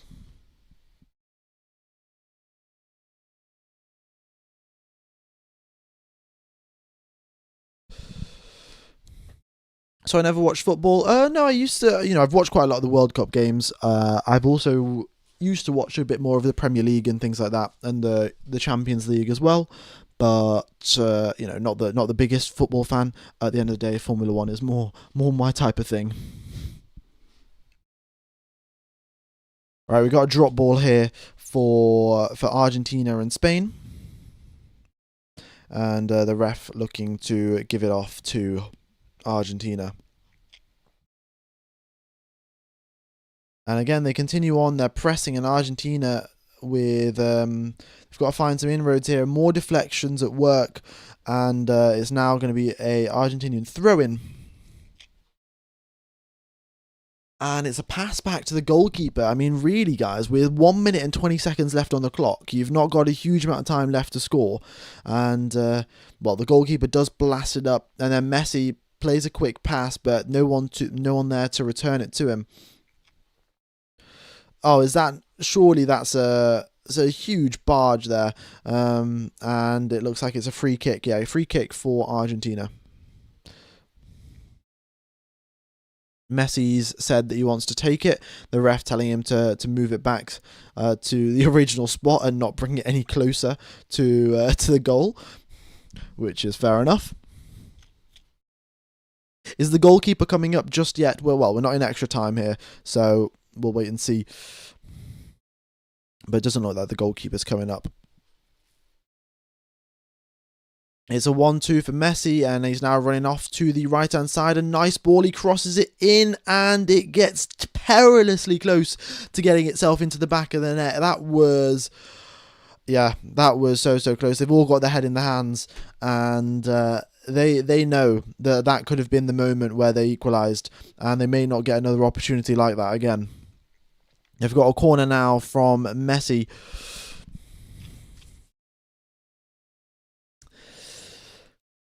Ref arguing with some of these players here. The players, of course, want to push each other around and get them on the floor, essentially, so they can't get a header.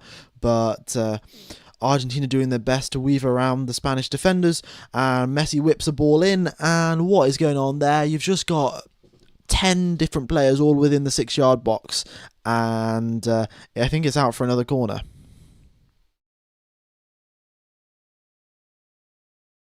6:30 people watching you, so you're worth watching as a commentator. Yeah, probably, I guess. What's going on? And more shenanigans inside the 6-yard box. The referee clearly having a few more words with the players here. 5 additional minutes here, ladies and gentlemen. 5 additional minutes. Now the time has been added on. There's no more time that will be added further than that, and it's. Oh, that was so close there for Argentina, just over the crossbar. And I mean, every single Argentinian fan has got their both hands up like this. And Simeone was so close to putting that in the back of the net, but yeah, it was not to be. Just didn't time it, and over the crossbar it goes. Argentina only start playing in the last 5 minutes. Yeah, well, I guess we'll see. I guess that's their first shot on goal. Oh, well, it was first shot. It wasn't on goal, but.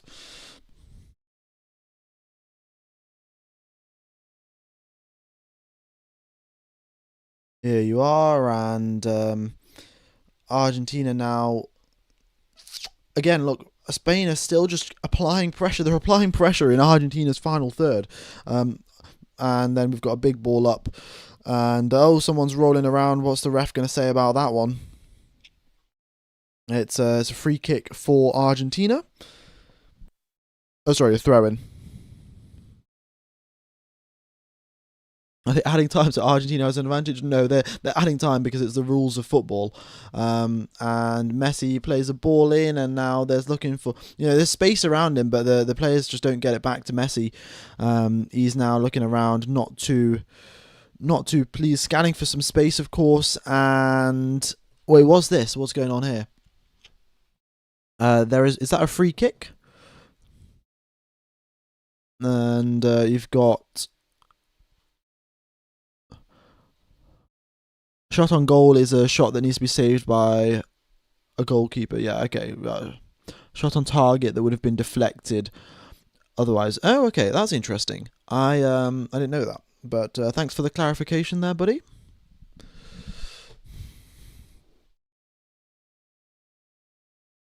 All right, time is ticking on, folks. Time is ticking on, and there is not a whole lot of time left here for Argentina if they do want to equalise. Spain have still got so many people up in Argentina's side of the pitch. They're not making this easy for Argentina, especially with 10 men. I mean, when you're down a player, it just becomes all that much harder to produce any sort of magic. And it seems like it's a free kick. Messi's taking this free kick. He's trying to spot the player that he wants to pass it to. He does so with a great pass, but the goalkeeper's just a little bit too close. And then he dives on the floor, just to add to the time-wasting aspect of football.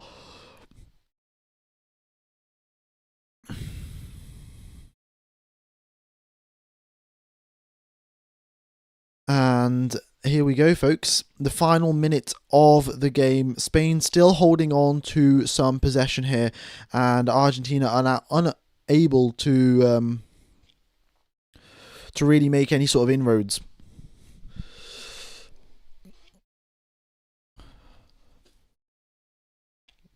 And Cucurella plays a great ball forwards.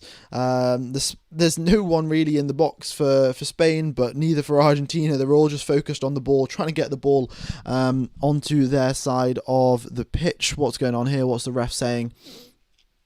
And it's a free kick which Martinez is taking. This is their last chance, Argentina. All of the players heading up the pitch, all of the staff on the side, the coaching staff, the substitutes, not the referees, but everyone else is cheering them on, pushing them on to the side of the goal. But the whistle has been blown, ladies and gentlemen, and Spain are champions of the world. They win the World Cup in 2026 with a goal in the 106th minute from Ferran Torres. They very much just sort of dominated the play from start to finish. Argentina only got 2 shots off, not a single one on target, and they only had 32% possession. The midfielders of Spain just outclassed the midfielders of Argentina.